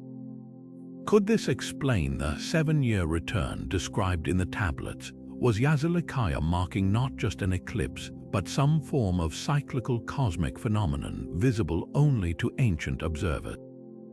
Modern astronomers offer a tantalizing clue. The 13th century BCE fell during a period of hyperactive solar storms, evidenced by spikes in radioactive isotopes in ice cores from Greenland. One particularly massive coronal mass ejection around 12060 BC, coinciding with the Hittite Second Black Sun, could have caused a false dusk visible across the Mediterranean, with charged particles distorting the sun's image into a dark, writhing mass. Perhaps the priests of Yazilikai weren't just commemorating an eclipse, but documenting something far rarer, a celestial catastrophe interpreted as the god's displeasure. Standing before the relief at dawn, when the low light makes the void seem to ripple, you start to understand why the Hittites sealed this chamber with such care. The Black Sun wasn't just art, it was a warning carved in stone, a reminder that even the brightest day can dissolve into darkness without warning. Whether eclipse, storm, or something beyond our understanding, its message echoes across millennia. The sky remembers what we forget. Off the sunlit coast of Uluburan, where the Mediterranean laps gently against Turkey's southern shores, lies one of history's most tantalizing shipwrecks, a Bronze Age vessel so laden with treasures it rewrote our understanding of ancient trade. But beneath the glittering hoard of Canaanite jewelry, Mycenaean swords, and amber from the Baltic, there's a glaring absence that's puzzled archaeologists for decades. Where are the Egyptian gold shipments? Royal records from the reign of Akhenaten speak of 10 golden bulls sent northward to bolster alliances, yet not a single flake of Egyptian gold was found in the wreck. Even stranger, the ship's meticulously catalogued cargo suggests it carried exactly half the expected volume, as if the Uluburan was sailing with a ghostly twin that vanished without a trace. The wreck itself is a time capsule of the 14th century BCE. Tin ingots from Afghanistan, ebony logs from Nubia, even a golden scarab bearing Nefertiti's name, all preserved in the silt like a merchant's manifest frozen in disaster. But the distribution tells a darker story. The tin, typically stored amidships for balance, was curiously clustered near the stern as if hastily reloaded. Forensic analysis of the copper ingots revealed something even more telling. Tool marks consistent with hurried splitting, their edges jagged rather than cleanly broken by the sea. This wasn't orderly trade, it was salvage in progress. Could piracy explain the missing gold? Cypriot clay tablets from the same era describe sea peoples attacking coastal routes, but the Uluburan shows no battle damage, no embedded arrowheads or scorch marks from firepots. Instead, researchers found a single bronze dagger wedged in the mast step, its position suggesting it fell from above during the sinking. The most compelling clue lies in the ship's anchorage system. 2 massive stone anchors were recovered, one deployed properly, the other still lashed to the deck with rope too new to have weathered a long voyage. This suggests the Uluburan dropped anchor urgently, perhaps to aid a sister ship in distress before both were claimed by the same storm. Then there's the matter of the cargo's origins. Isotope testing traced nearly all materials to their source regions except for a cluster of silver bracelets whose lead signature matches no known Anatolian, Levantine, or Egyptian mine. The only geological match, a now depleted vein in the eastern Taurus Mountains, documented in Hittite scrolls as the silver of the lost ships. This raises the spine-tingling possibility that the Uluburan's missing gold wasn't stolen, but never loaded, that the lost second ship carried the pharaoh's treasures while its twin transported raw materials, both doomed by the same squall. Modern simulations lend credence to the theory. Using Bronze Age navigational records and ancient wind patterns, oceanographers reconstructed the storm that likely sank the Uluburan. Their model shows twin vessels would have been separated by less than a nautical mile when hit by a microburst close enough for crew to attempt a rescue, but not to prevent mutual destruction. If the second ship sank in deeper water beyond the continental shelf, its cargo could remain intact but undiscovered in abyssal plains no sonar has yet mapped. Perhaps the most haunting evidence comes from the wreck's sole human remain, a young sailor buried under copper ingots, his skeletal hand still clutching a cedar plank etched with markings now recognized as an early form of insurance tally. The symbols correspond to known Hittite cargo manifests, but with one addition: a circled hieroglyph for gold crossed out and replaced with the word for debt.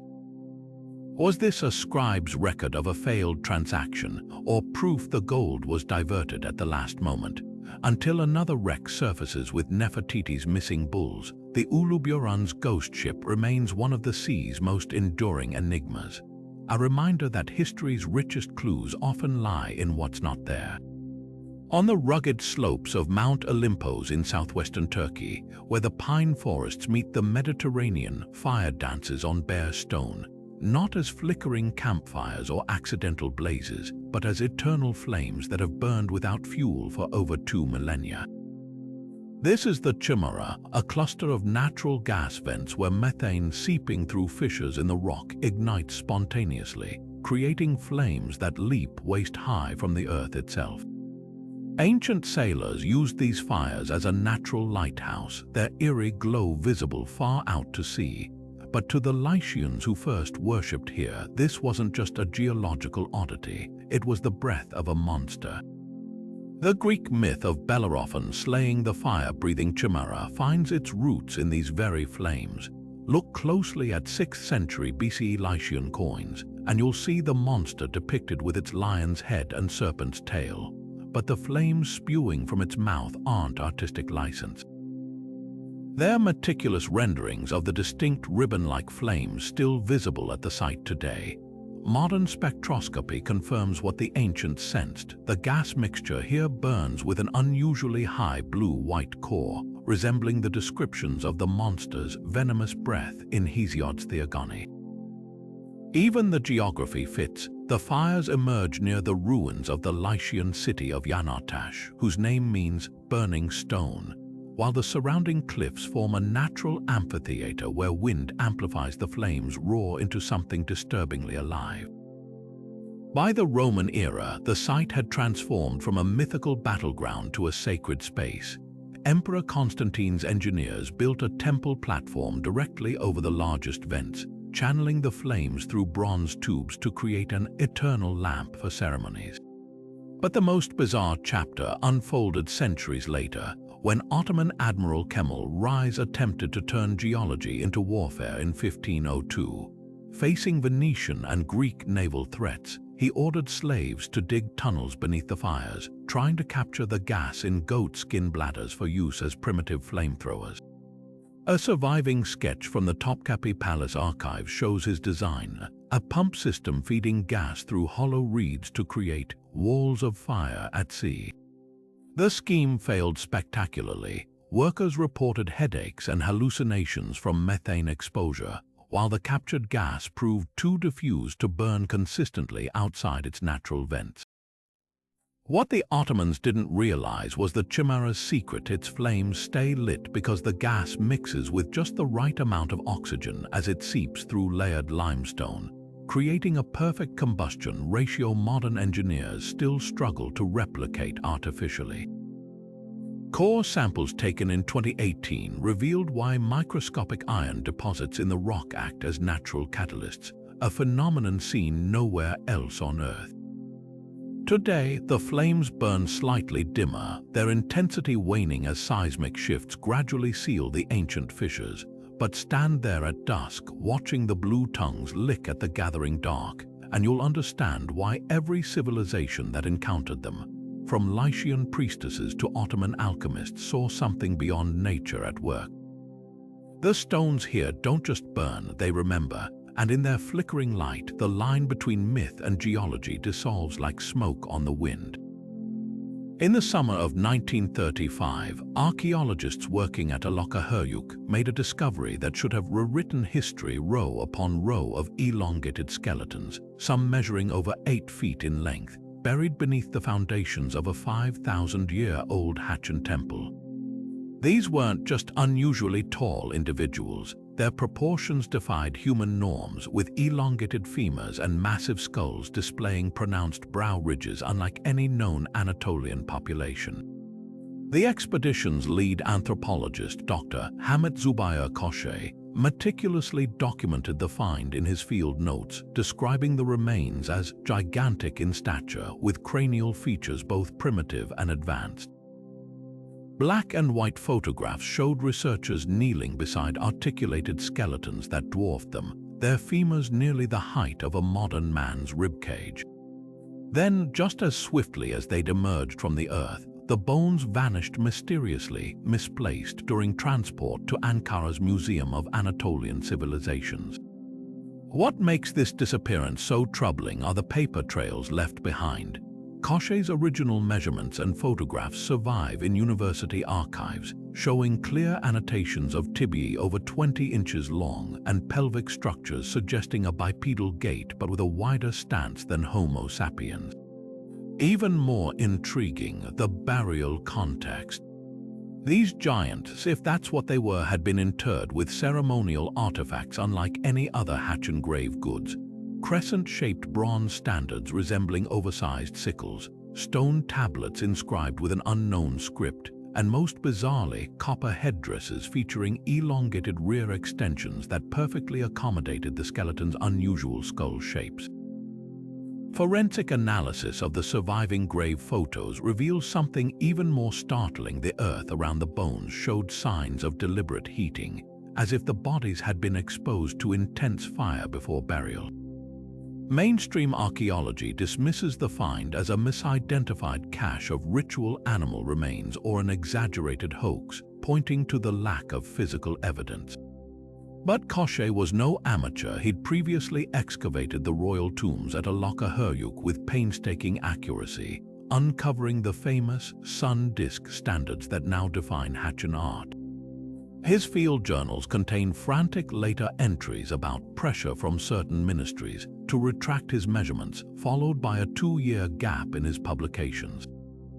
When he finally resumed writing, all references to the giant skeletons had been scrubbed. The whispers don't end there. Local farmers still speak of plowing up dev bones. In the surrounding fields, massive teeth and finger-sized fragments of unusually dense bone that defy classification.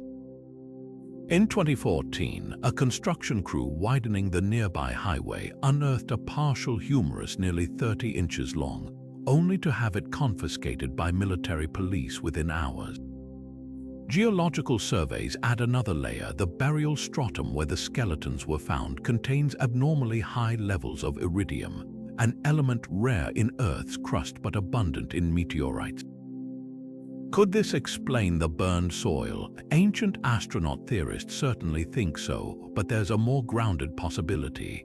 Hittite texts from nearby Hattusa mention the former ones, a race of giants said to have ruled Anatolia before the flood. One tablet describes them as taller than cedars, their voices like landslides, while another warns they were struck down by the god's fire. These accounts align suspiciously well with the Catalhoyuk find. the heated burial layer, the celestial motifs on the grave goods, even the skeleton's alleged posture, which Cochet noted seemed contorted as if they died in agony. But here's where it gets truly chilling. In 2017, a retired museum janitor confessed on his deathbed to overhearing a conversation between Cochet and a visiting German archaeologist in 1938. According to his account, the German exclaimed, "These aren't human, Hammett. The dental morphology matches nothing in the fossil record," before being hurriedly silenced. The janitor claimed the bones were secretly crated and shipped to Berlin that same night, though no shipping manifest survived to confirm it. Today, the official museum line is that the skeletons were simply misplaced during wartime relocations, a laughable excuse given the meticulous cataloging of every other Catalhoyuk artifact. Perhaps the truth lies in those missing field notes or in the guarded silence of surviving team members' families. Until the bones resurface, if they ever do, we're left staring at those fading photographs, wondering what kind of ancestors once walked Anatolia's plains and why someone worked so hard to make us forget them. Beneath the towering columns of the Temple of Apollo at Didyma, where pilgrims once queued for days to hear the oracle's prophecies, modern science has uncovered a secret as intoxicating as it is unsettling. Unlike its more famous counterpart at Delphi, Didyma's oracle operated without a chasm or volcanic fissure, or so historians believed until a team of geoarchaeologists sampled the temple's long, dry sacred spring in 2021. Their findings revealed traces of ethylene, a sweet-smelling gas known to induce trance states at concentrations as low as 1 part per thousand, the same compound likely used by the Delphic oracle. But here's what sets Didyma apart. The gas here didn't rise naturally from below. The spring water contained bromine salts capable of releasing ethylene when mixed with olive oil, a substance ancient texts describe priests pouring libations into the spring before consultations. Imagine the scene: a petitioner approaches the sun-drenched temple, their question written on a lead tablet. As priests chant, attendants pour amphorae of oil into the spring's basin, where chemical reactions with the bromine-rich water create swirling plumes of hallucinogenic vapor. The oracle, always a woman from the local Branchidae family, inhales deeply from a silver tube positioned just above the water's surface. Within minutes, her pupils dilate. Her voice drops an octave as she begins speaking in disjointed phrases that temple scribes would later shape into poetic verse. This wasn't divine possession, but a carefully staged biochemical performance, its secrets guarded so closely that when Persian invaders sacked Didyma in 494 BCE, they specifically targeted the spring's retaining walls to destroy its mechanism. The real revelation came when researchers reconstructed the ancient setup. Using the temple's precise dimensions and hydrological records, they calculated that a single libation ceremony could produce enough ethylene to affect anyone within 15 feet of the spring, explaining why petitioners were kept at a precise distance marked by floor mosaics. Even more telling, the ethylene would have dissipated within 20 minutes, creating natural time limits for each session that match historical accounts of the gods' speaking hours. But the gas alone doesn't explain the oracle's legendary accuracy. Cuneiform tablets discovered in nearby Miletus reveal the priests maintained an extensive intelligence network, their agents disguised as merchants gathering rumors from Sardis to Memphis. A recently deciphered lead sheet from the temple archives contains crib notes for a prophecy session: Croesus plans war, Samian's ships lack grain, suggesting the oracle's ravings were expertly guided toward plausible predictions. Perhaps the most haunting evidence lies in the oracle's final days, when Roman engineers converted the spring into a nymphaeum in the 2nd century CE. They unknowingly altered the water's chemistry by adding marble channels. Coins from this era show the oracle seated rather than standing, likely because the weakened gas mixture required longer exposure to induce trances. By the time Christianity outlawed the practice, the spring's magic had already faded, not by divine wrath, but by the slow death of forgotten science. Today, standing by the dry basin, you can still see the stain marks where oil vessels once rested, silent witnesses to the day when chemistry masqueraded as the voice of gods. Clinging to a sheer cliff face 1,200 feet above the Altendir Valley, the Sumela Monastery seems to defy both gravity and time. Built into a natural alcove on the steep slopes of Mount Mela, this Byzantine marvel has withstood nearly 1,500 years of earthquakes, invasions, and erosion, not through luck but through engineering so advanced it borders on clairvoyance. The secret lies in its foundations, where Byzantine architects employed a technique now called living rock integration. Instead of simply carving chambers into the limestone, they embedded massive oak beams directly into the mountain's natural fractures, creating a flexible lattice that moves with seismic shifts rather than against them. Modern laser scans reveal the genius of this design. When tremors strike, the entire structure sways like a ship on gentle waves, its wooden skeleton absorbing shocks that would crumble rigid stone construction. But Sumela's true enigma isn't just how it stands, it's what its walls foretold. Hidden beneath layers of soot and candle wax, restorers uncovered a series of 12th century frescoes depicting scenes that wouldn't unfold for another 800 years. One shows black-robed monks descending a winding path with chests in hand, a dead ringer for the monastery's evacuation during the 1922 population exchange between Greece and Turkey. Another portrays a fiery-haired warrior striking the gates with a curved sword, eerily matching contemporary accounts of Turkmen raiders attacking during the 11th century. The most unsettling mural lies in the refectory, a banquet table set with empty plates under a sky filled with falling stars, interpreted by local historians as a metaphor for the famine that forced the monks to abandon Sumela in 1863. The precision of these predictions becomes even stranger when examining the pigments. Spectral analysis revealed traces of orpiment, a toxic arsenic sulfide mineral, mixed into the fresco's blue backgrounds. Byzantine artists typically reserved this costly pigment for depictions of divine visions, suggesting the painters believed they were recording prophecies rather than creating mere decoration. Even more telling, the same murals contain hidden inscriptions in a rarely used monastic cipher. When decoded in 2018, one phrase stood out: "As the eagle's shadow passes, the word becomes stone." This aligns exactly with the date of Sumela's final abandonment, August 15, 1922, when migrating eagles traditionally darken the valley at noon. Perhaps the most brilliant engineering feat lies in the monastery's water system. A network of clay pipes channels condensation from the cliff face into hidden cisterns, providing a constant supply even during droughts.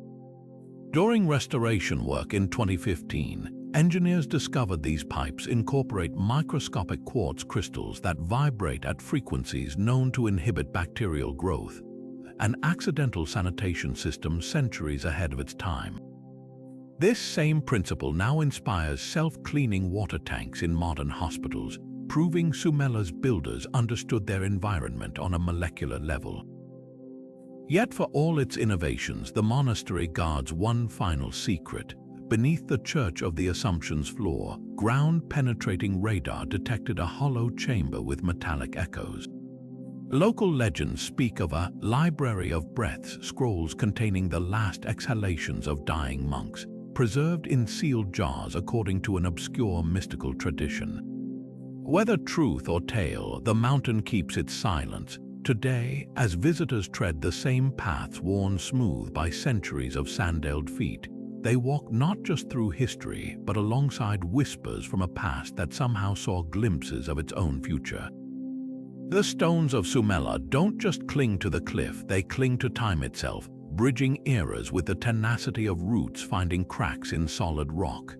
Beneath the sweeping plains of ancient Sardis, where the wealth of King Croesus once glittered, archaeologists uncovered graves that tell a far darker story, rows of skeletons pinned to the earth with iron stakes driven through their chests. These aren't the orderly burials of Lydian nobles or Persian satraps, but something far more visceral. dated to the 4th century CE, the bodies lie contorted, their jaws wrenched open as if frozen mid-scream, their hands and feet bound with bronze wire. This was no ordinary burial practice. It was an act of terror, a desperate attempt to keep the dead from rising. The key to understanding these so-called vampire burials lies in the crumbling city walls nearby. Inscriptions speak of a plague so devastating it emptied entire districts, a wasting sickness that left victims pale, gaunt, and coughing blood before death. Contemporary physicians described symptoms eerily reminiscent of modern tuberculosis, but to the terrified citizens of late Roman Sardis, this was no natural illness. The afflicted were said to return after burial, their shadows seen flitting through the streets at night, their breath cold against the necks of the living. So began the gruesome ritual, bodies exhumed, stakes hammered through their rib cages, and mouths stuffed with garlic or sealed with clay to silence their curses. What sets the Sardis burials apart from later Balkan vampire lore is their tragic precision. Unlike the Slavic legends of shape-shifting strigoi, these Lydian revenants were often identified by name in accompanying lead tablets: neighbors, family members, even children. One particularly haunting grave contained a young woman with a stone wedged between her teeth, her skeleton still clad in the remnants of a bridal gown. A scratched epitaph nearby reads, "Rest here, Theodora, and trouble us no more." The intimacy of these acts chills the bone. This wasn't folklore, it was personal. Modern forensic analysis reveals layers of trauma beneath the myth. CT scans of the staked skeletons show perimortem fractures, suggesting some victims were still alive when the stakes struck. Their bones bear the telltale lesions of advanced tuberculosis, explaining the wasting symptoms that fueled panic. But there's another twist: soil samples from the graves contain abnormally high levels of arsenic, likely from medicines administered in vain. This poison, leaching into the flesh post-mortem, may have preserved the bodies unusually well, making them appear unnaturally intact when later exhumed, a macabre illusion that only reinforced fears of the undead. Contrast this with the vampire folklore that later swept the Balkans, where Sardis' revenants were tied to specific epidemics. Eastern European tales spoke of eternal predators cursed by God or born from unnatural deaths. The classic wooden stake through the heart, a Balkan innovation. The Lydians preferred iron, believing its meteoric origins held power over spirits.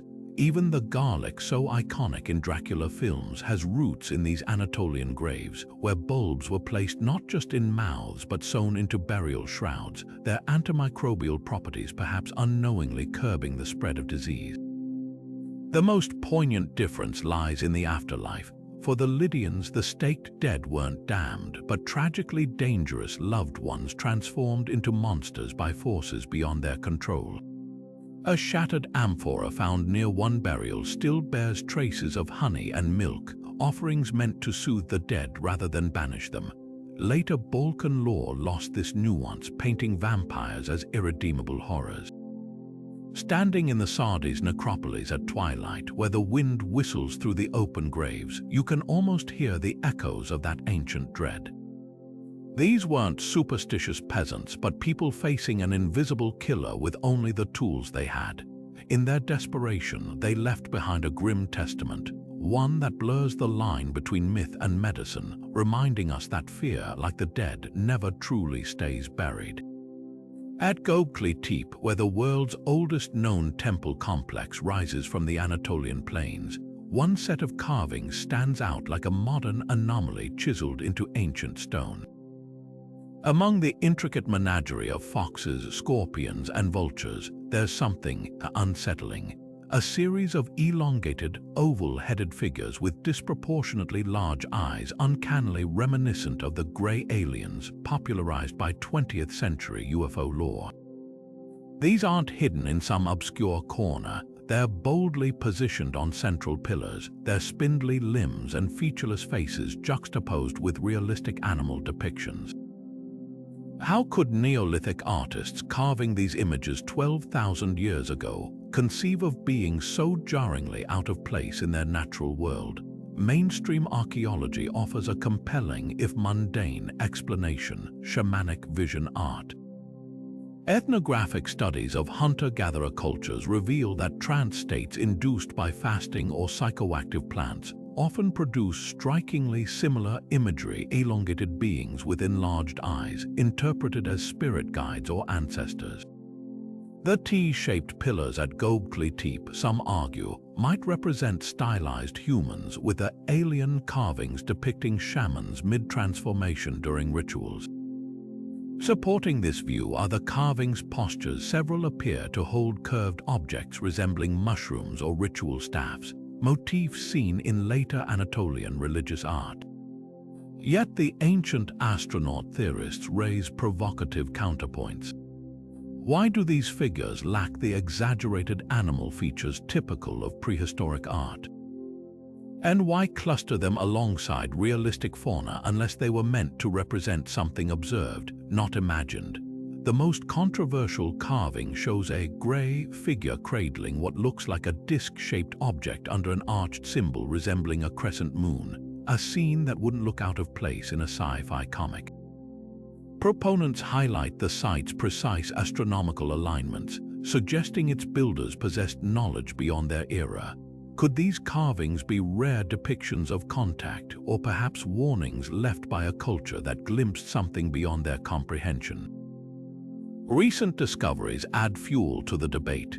In 2019, researchers using reflectance transformation imaging uncovered previously unnoticed details: tiny star-like clusters etched around some alien heads, matching the Pleiades configuration as it would have appeared 11 millennia ago.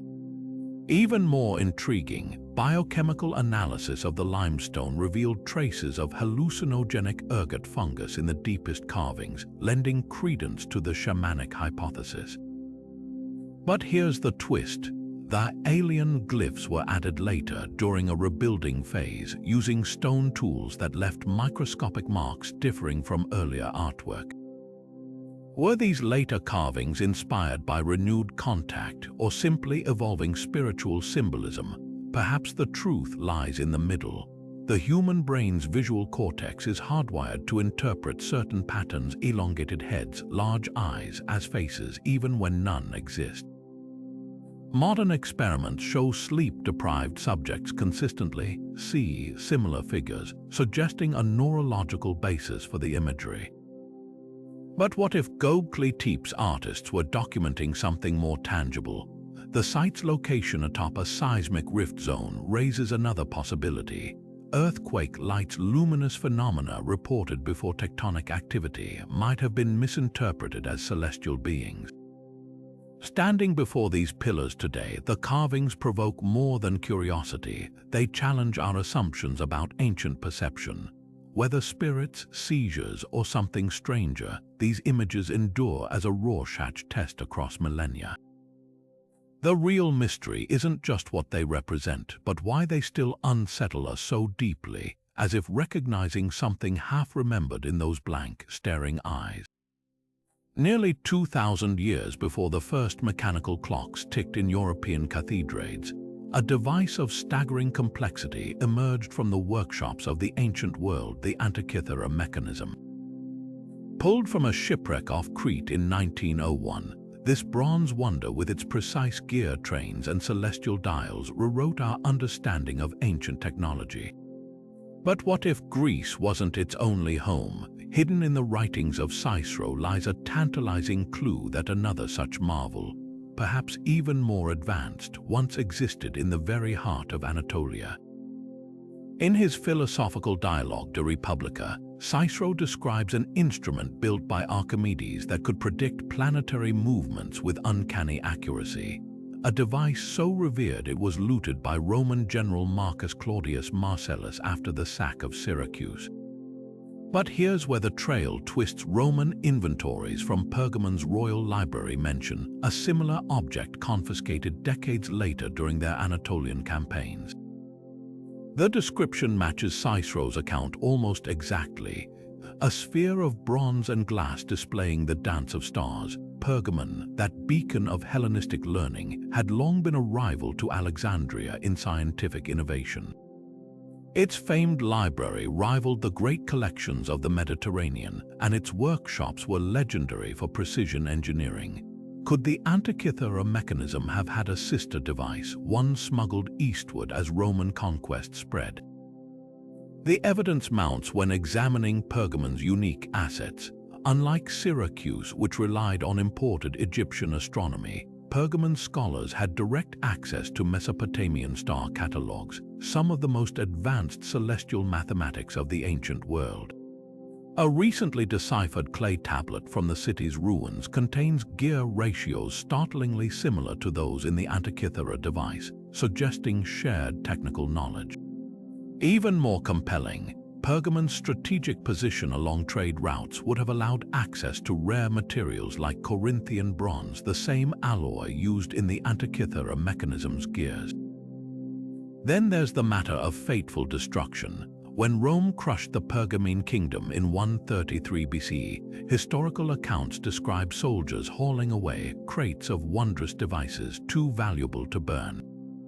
Yet no such artifacts appear in later Roman museum records.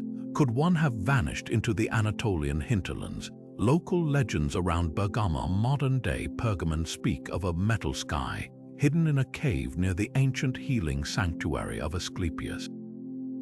19th century treasure hunters reported finding bronze fragments with intricate gear teeth in the area, though these were dismissed as Ottoman clock parts at the time. Modern metallurgists disagree. The scant surviving descriptions mention alloys with high tin content, consistent with Hellenistic bronze craftsmanship rather than later Islamic or Ottoman metallurgy. The most promising lead comes from an unexpected source: Ottoman tax records. In 1594, a caravan bound for Constantinople was ambushed near Sardis. The sole surviving guard's testimony mentions the thieves abandoning a brass wheel of strange design after failing to break it apart for scrap. The location matches the route Roman supply trains would have taken from Pergamon to the coast. Satellite surveys of the area in 2020 revealed anomalous metal readings at a depth consistent with buried Hellenistic artifacts, but excavations have yet to be approved. Perhaps the truth lies in the shadows of history. The Antikythera mechanism wasn't a fluke. It was part of a technological tradition stretching from Sicily to Anatolia. Its hypothetical twin may still lie buried beneath Turkish soil, waiting for some future archaeologist's shovel to strike bronze. Until then, we're left piecing together fragments of text and whispers of legend, reminders that the ancient world was far more sophisticated than we often dare to imagine. The real mystery isn't whether such devices existed, but how much more they knew, and how much we've yet to uncover. The legend of King Tantalus echoes across millennia, a ruler so arrogant he butchered his own son and served him to the gods, only to be condemned to eternal hunger and thirst in the underworld, forever grasping at food and water that slipped from his reach. But what if this wasn't just myth? Near the Lydian capital of Manisa, archaeologists uncovered a tomb that blurs the line between parable and reality. Inside, they found not the gleaming treasures typical of royal burials, but something far more unsettling: golden vessels warped and fused as if exposed to temperatures rivaling the sun. The artifacts lay in twisted heaps, their surfaces rippled like wax, their once intricate designs melted into grotesque parodies of their former grandeur. This was no ordinary looting or accidental fire. Forensic analysis revealed something chilling: the gold hadn't just melted. It had been subjected to extreme, localized heat exceeding 2,000 degrees Fahrenheit, far hotter than any ancient furnace could produce. Even stranger, the surrounding burial chamber showed no signs of scorching. The destruction was surgical, targeting only the precious metals while leaving nearby wooden furnishings and delicate fabrics untouched.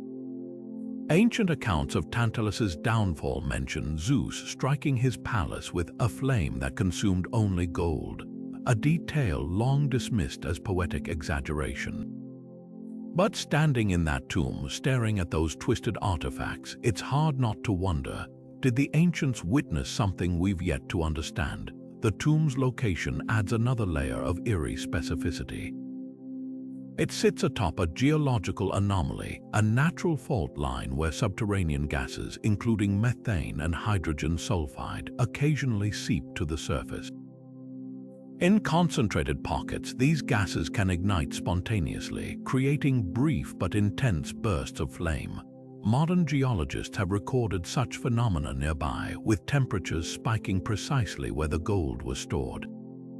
Could this be the divine wrath described in the myths, a natural cataclysm interpreted as punishment for a king's hubris? Then there's the matter of timing.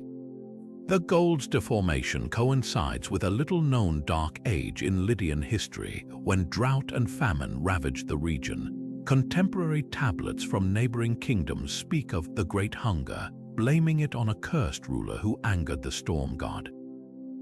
The melted treasures weren't just destroyed, they were arranged deliberately, stacked in a circle around the sarcophagus, as if in mockery of Tantalus's infamous underworld torment. One particularly haunting artifact, a ceremonial bowl, had been melted inward, its rim curled like a dying leaf, as if the metal itself recoiled from whatever force touched it. Perhaps the most provocative clue lies in the tomb's inscriptions. Unlike typical Lydian epitaphs celebrating the deceased's wealth, these walls bear warnings. One phrase, repeated in both Greek and Lydian, reads, "What the earth gives, the sky can take." Chemical analysis of the tomb's mortar revealed traces of meteoric iron, material the ancients associated with celestial wrath. Was this an admission of guilt, a plea for mercy, or evidence that Tantalus's sin wasn't greed but something far darker, an attempt to harness forces beyond mortal comprehension? Even now, the site guards its secrets. Recent attempts to date the melting event using thermoluminescence have yielded contradictory results, suggesting the gold was subjected to multiple intense heatings over centuries. Local shepherds still avoid the area at night, claiming the stones sometimes glow faintly, emitting a metallic scent like burning coins. Whether natural phenomenon or something stranger, the tomb of Tantalus stands as a stark reminder. Some treasures come with curses woven into their very atoms, and the line between myth and history is thinner than we dare admit. Deep in the vaults of the Vatican Library, a crumbling Roman scroll tells of ceremonies so bizarre they defy belief, rituals where the stone idol of Cybele, the great mother goddess, supposedly came alive before her worshippers. According to first-hand accounts from first-century historians like Apuleius and Lucretius, the cult's priestesses possessed the uncanny ability to awaken the towering statue, making its marble lips move in prophecy and its arms rise as if to embrace devotees. The descriptions are chillingly precise. The statue's eyes would roll back to reveal polished silver orbs, its mouth emitted a scent of myrrh and burnt honey, and its voice, described as neither human nor beast, echoed through the temple with unnatural resonance. For centuries, scholars dismissed these reports as superstitious fabrications until an excavation in Pessinus, Cybele's sacred Anatolian heartland, uncovered something hidden beneath the goddess's ruined altar. The discovery, an intricate system of bronze rods and weighted pulleys, their surfaces worn smooth from use, threaded through cavities in the temple's foundation. Reconstructed by engineers, the mechanism reveals a feat of ancient stagecraft worthy of modern special effects. The largest lever, when depressed, would tilt the statue forward on a concealed pivot, creating the illusion of movement. Smaller rods connected to the idol's jaw and eyes, allowing subtle manipulations. But the true genius lay in the acoustics. The hollow chamber beneath the statue acted as a natural amplifier, funneling the voices of hidden priestesses through a series of tuned pipes that distorted their speech into something otherworldly. Residue analysis inside these pipes identified traces of psychoactive incense blends, likely enhancing the sensory illusion for worshippers already entranced by rhythmic drumming and flickering lamp light. Yet the technology alone doesn't explain the cult's enduring power. Cybele's rites thrived for over 8 centuries across the Roman Empire, evolving from bloody orgiastic ceremonies into elaborate state-sponsored mysteries. The key may lie in something far more human, the psychology of belief. Surviving hymns describe initiates undergoing days of sleep deprivation and sensory overload before encountering the living goddess. Modern experiments with similar conditions show heightened suggestibility, where participants often perceive inanimate objects as animate. The priestesses likely honed this effect through precise timing, activating the statue's movements during peak emotional moments in rituals, when collective ecstasy blurred the line between reality and revelation. But the most unsettling clue comes from an unexpected source: the cult's detractors. Early Christian writers like Augustine went to great lengths to debunk Cybele's miracles, describing how they exposed hidden wires in provincial temples. Yet even these critics admitted some phenomena defied explanation. A 4th century bishop's letter recounts a statue that spoke without conduit in Antioch, its voice seemingly emanating from the stone itself. Recent archaeological work at that very site revealed a natural fluke, a subterranean wind tunnel running beneath the temple, which, when struck by seasonal gusts, produced harmonic vibrations matching descriptions of the goddess's wordless song. What began as mechanical trickery may have tapped into something deeper: the human need for the divine to feel proximate, tactile. Cybele's priests didn't just manipulate statues, they orchestrated experiences that bypassed rational thought, creating moments where belief overrode perception. Standing in those ruined temples today, you can almost hear the echoes of that ancient theater: the creak of hidden gears masked by chanting, the glint of silver eyes catching firelight, and above all, the lingering question: does it matter whether the goddess moved if thousands witnessed her do so?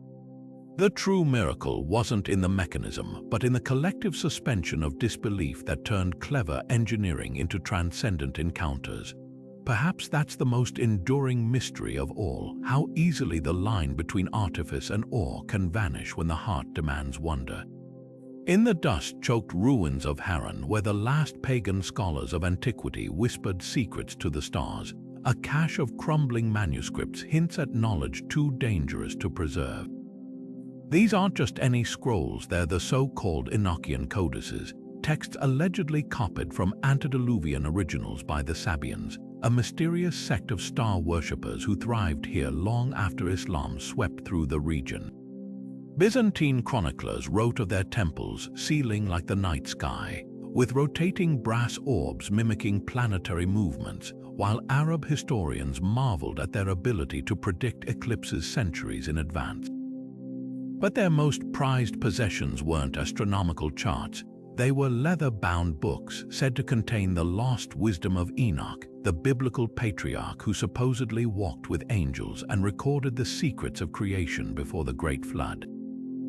What makes these scrolls so tantalizing is their improbable survival. While mainstream scholars dismiss the antediluvian claims, carbon dating places some fragments firmly in the 8th century, centuries after Haran's official conversion to Islam. Hidden compartments in the city's legendary Moon Temple revealed scrolls written on gazelle skin, their ink laced with meteoric iron, a substance Sabian priests associated with celestial messengers. The writing defies easy categorization, a hybrid of Syriac, Greek, and geometric symbols resembling nothing so much as later Renaissance attempts to reconstruct the language of angels. Most chilling are the marginal annotations, phrases like, "as above in the days before the waters," and "the measurers have returned," alongside star maps plotting constellations in positions they hadn't occupied since the Neolithic era. Enter John Dee, the Elizabethan polymath and occultist who became obsessed with Haran's legacy. His encrypted diaries describe a journey to Constantinople in 1580, where he traded gold for what he believed were copies of the Enochian scrolls. These infamous angelic conversations, conducted with seer Edward Kelly, eerily echo phrases found in the Harran fragments, particularly the concept of watchtowers, celestial fortresses said to govern the flow of time. Modern linguists have noted uncanny parallels between these recorded Enochian calls and surviving Sabian invocations, despite no evidence he ever visited Harran. Was this coincidence or proof that at least some scrolls had already reached Europe? The trail takes a darker turn in 1721, when a Prussian alchemist named Johann Sigismund stumbled upon a Sabian codex in a Damascus souk. His letters describe a ritual for opening the gates, a dangerous ceremony involving 36 mirrored bowls arranged according to lost stellar geometries. Within weeks of attempting it, Sigismund was found dead in his workshop, his body covered in hexagonal burns matching no known weapon. The codex vanished, but not before a visiting French diplomat sketched one page, now housed in the Bibliothèque Nationale. It shows a spiraling script radiating from a central eye, surrounded by annotations in Ottoman Turkish warning of the sleepers beneath the sand. Today, the few authenticated Harran fragments reside under lock and key in Istanbul's Topkapi Palace, their contents still debated. Spectral imaging has revealed layered texts beneath the visible writing, older strata that may support the Sabians' claims of copying from ancient sources. Meanwhile, Bedouin traders occasionally bring scraps of star-charted vellum to antiquities markets, always demanding outrageous prices before disappearing into the Syrian desert. Whether these are clever forgeries or remnants of a genuine tradition, their allure remains undiminished. The Sabians themselves are long gone, their temples reduced to foundations scoured by desert winds. But their scrolls endure as fragments of a puzzle no one has fully solved, a whisper across centuries that the past might hold keys we've forgotten how to turn. The plains of central Anatolia fell unnaturally silent on May 28, 585 BCE, not from truce or surrender, but from celestial intervention. As the armies of Lydia and Media clashed near the Halys River, the sky performed a miracle. Daylight dissolved into eerie twilight, the sun's disk swallowed whole by the moon's shadow. Soldiers dropped their swords, believing the gods had abandoned them. According to Herodotus, this was no accident. The Greek philosopher Thales of Miletus had foreseen the eclipse, using his knowledge to broker peace between the warring kingdoms. But modern astronomers examining the celestial math have uncovered a paradox. The eclipse Thales supposedly predicted didn't happen when history claims it did. The traditional account hinges on precision. Thales, often called the first Western philosopher, allegedly calculated the eclipse using Babylonian astronomical records, which tracked the repetitive cycles of lunar and solar alignments. The Saros cycle, a pattern repeating roughly every 18 years, would have allowed him to anticipate when the moon's shadow might next sweep across Anatolia. Yet here's the problem. NASA retrocalculated eclipse paths show no total solar eclipse over the Halys River in 585 BCE. The closest match occurred nearly a year later, on May 17, 584, visible further east near modern-day Armenia. This discrepancy forces a haunting question: did Thales truly predict the eclipse, or did later historians rewrite the event to fit his growing legend? One compelling theory suggests a misinterpretation of ancient timekeeping. The Lydian and Median calendars didn't align perfectly with our modern Gregorian system, and regional variations in intercalary months, added to reconcile lunar and solar years, could have shifted the recorded date. Alternatively, Thales might have predicted an annular eclipse where the moon covers the sun's center but leaves a ring of fire visible, a phenomenon equally awe-inspiring to ancient observers. Surviving Babylonian clay tablets from the period mentioned increased solar activity around this time, possibly intensifying the eclipse's dramatic effects. Could atmospheric conditions have made a partial eclipse appear total, plunging the battlefield into temporary night? The battle's aftermath adds another layer of intrigue. Archaeological evidence from the Halys region shows an unusual concentration of votive offerings, bronze shields, and spear points deliberately bent and buried, dating to this precise period.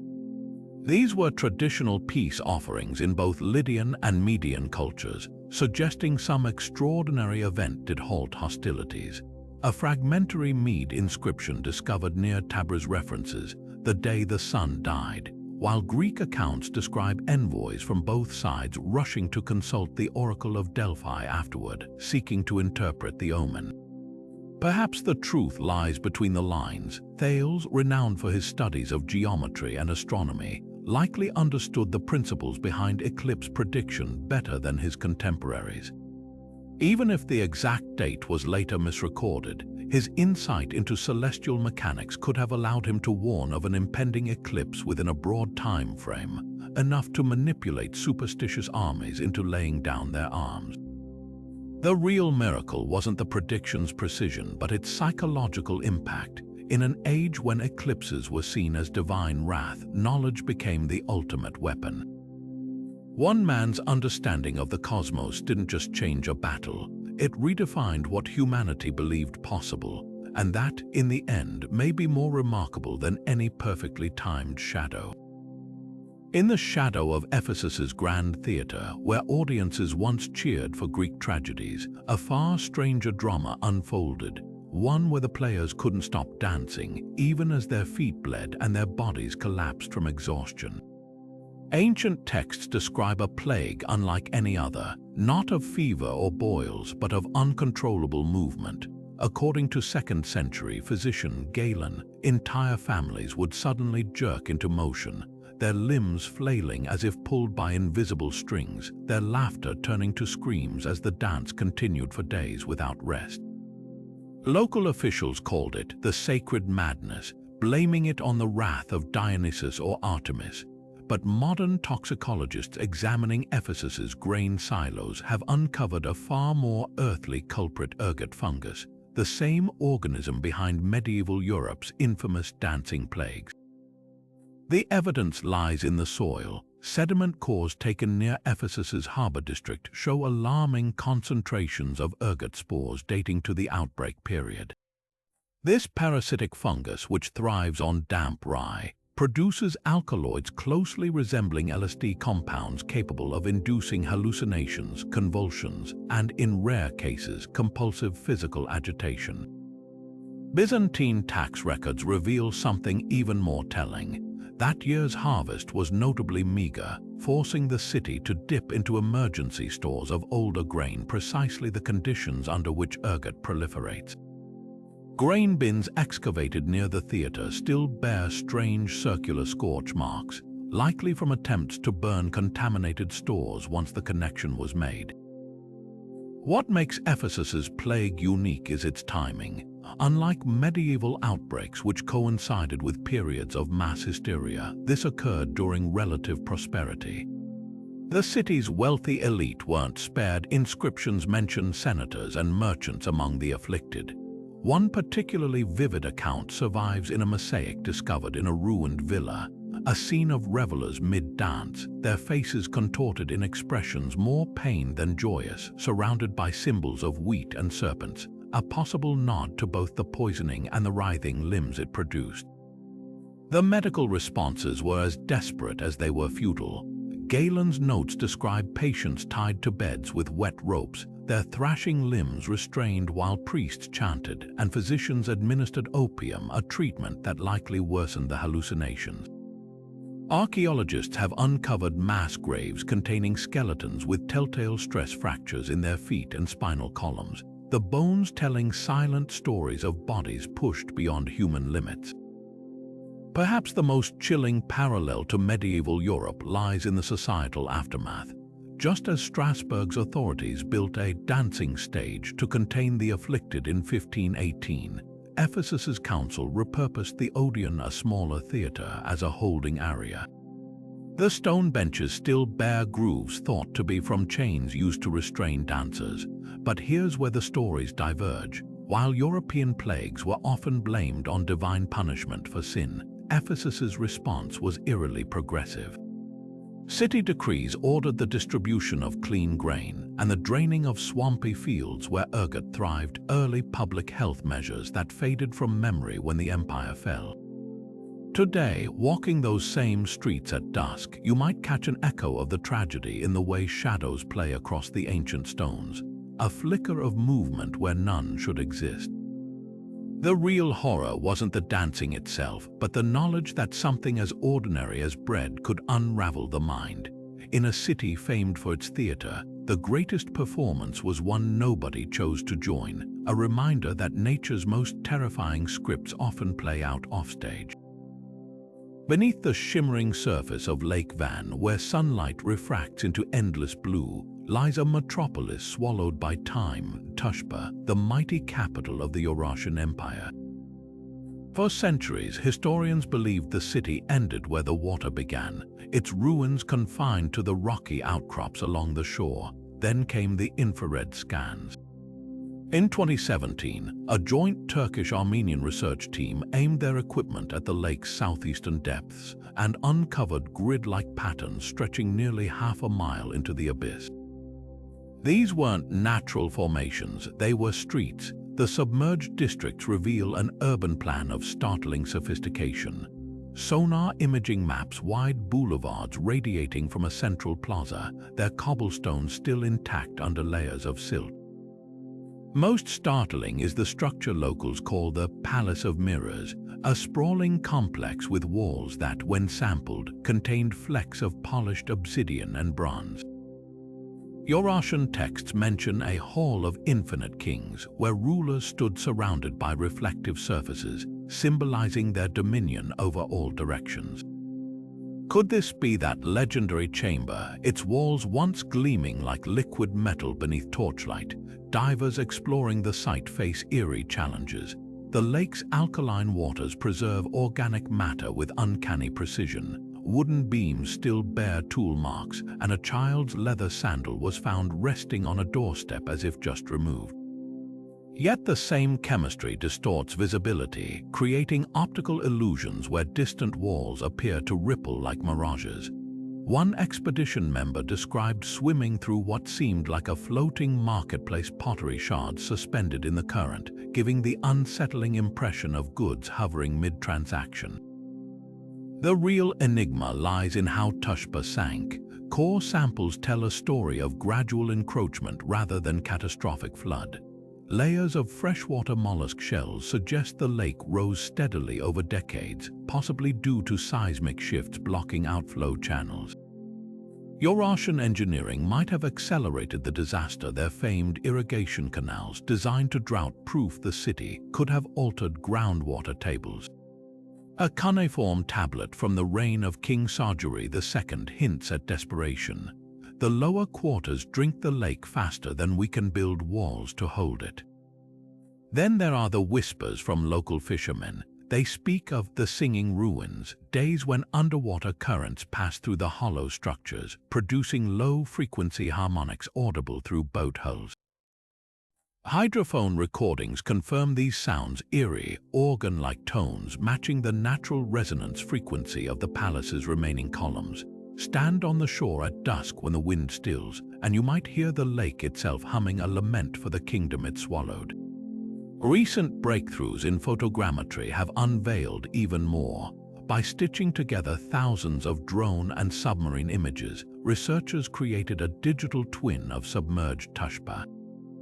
The model reveals something textbooks never mentioned: a second, smaller palace complex directly beneath the first, accessed by a spiral staircase carved into bedrock. Was this a secret royal retreat, a treasury, or something darker? Eurasian death rituals often involved shadow duplicates of important buildings to house spirits. Perhaps the underwater palace wasn't abandoned, it was intentionally submerged as part of some long-forgotten funerary rite. The waters of Lake Van guard their secrets jealously. Each diving season brings fresh discoveries: a bronze gate decorated with star maps, a cellar stocked with amphorae of pomegranate wine still sealed after 3,000 years, but also fresh puzzles. Why do some buildings appear deliberately dismantled before flooding? who left footprints in the wet clay of a half-finished cuneiform tablet, their toes pressing into the script as if fleeing mid-sentence. The stones here don't just hold history, they breathe it, whispering fragments of a story we're only beginning to decipher. Buried beneath the layered floors of Catalhoyuk's tightly packed dwellings, a small but staggering artifact emerged from the dust, a carved figure no larger than a human hand, yet pulsing with otherworldly significance. This is the Lion Man, a 9,000-year-old statuette blending the taut musculature of a predator with the upright posture of a human, its obsidian-inlaid eyes seeming to track you across millennia. At first glance, it might resemble a child's toy or a hunter's totem, but the context of its discovery, nestled in the ruins of a structure filled with bull horns and mural fragments depicting leaping felines, hints at something far more profound. A relic from one of humanity's earliest known spiritual metamorphosis rituals. Forensic analysis of the figurine reveals clues invisible to the naked eye. Microscopic wear patterns along its back suggest repeated handling, not casual play but deliberate ceremonial use. Traces of ochre and beeswax in its crevices match residue found on contemporaneous burial shrouds, linking it to rites of passage between worlds, most telling.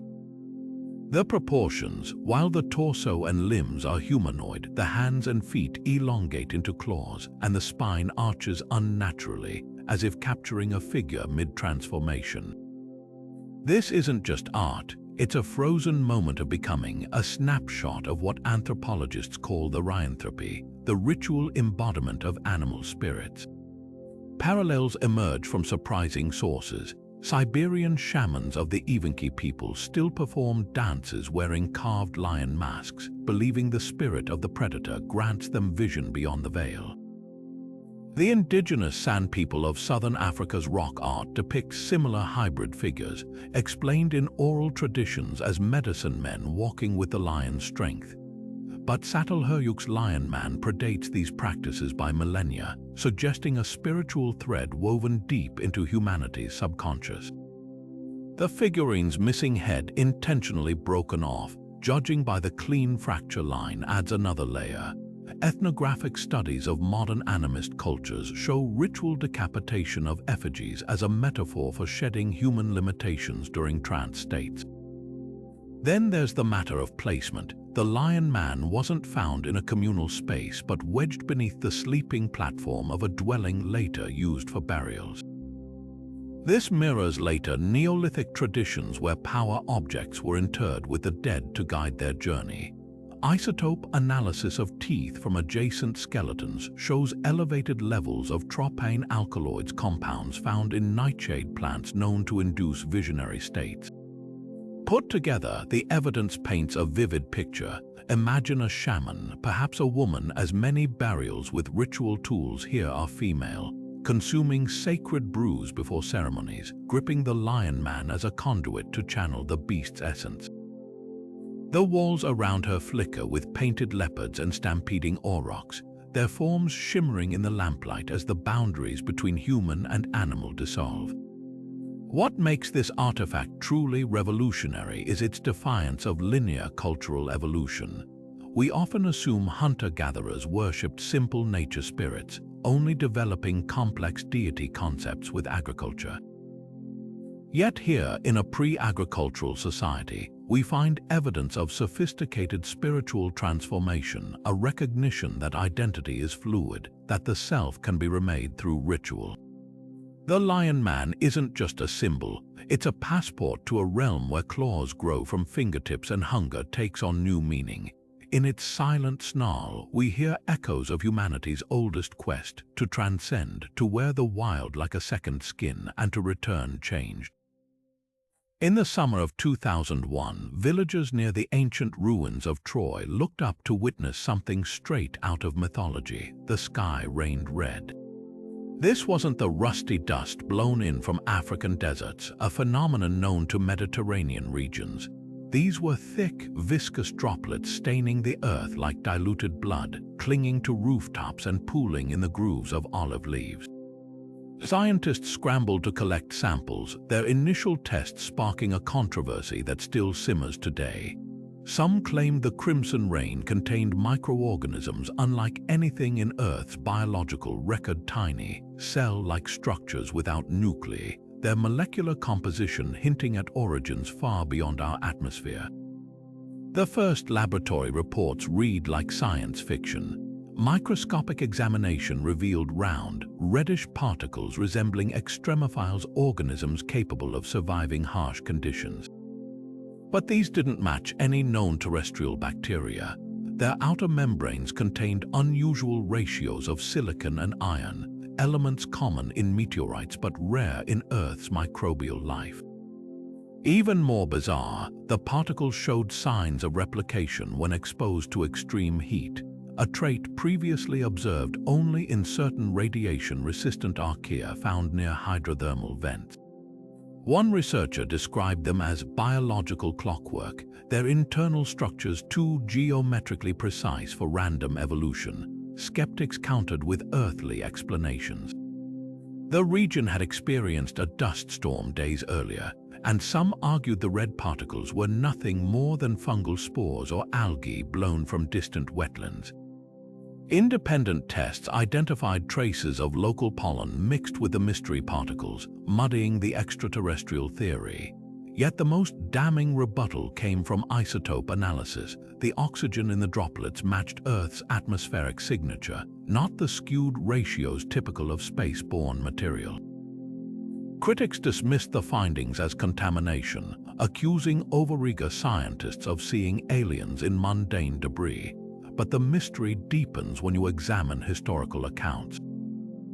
Byzantine chronicles from the 6th century describe a similar blood rain over Constantinople, coinciding with reports of firebolts streaking across the sky.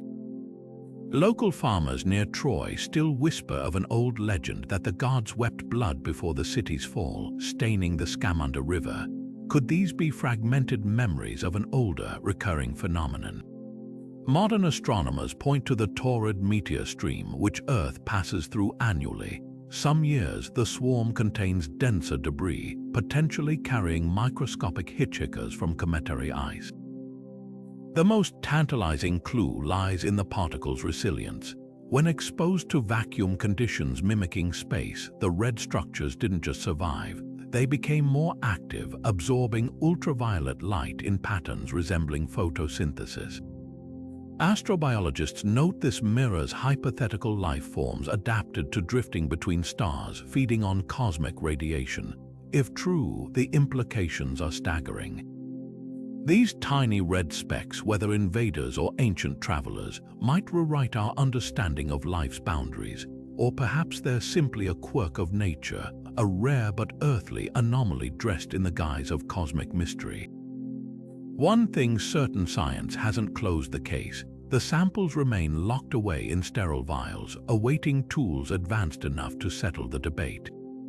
Until then, the blood rain of Troy lingers between myth and microscope, a reminder that sometimes the sky doesn't just weep, it whispers secrets we're not yet ready to understand.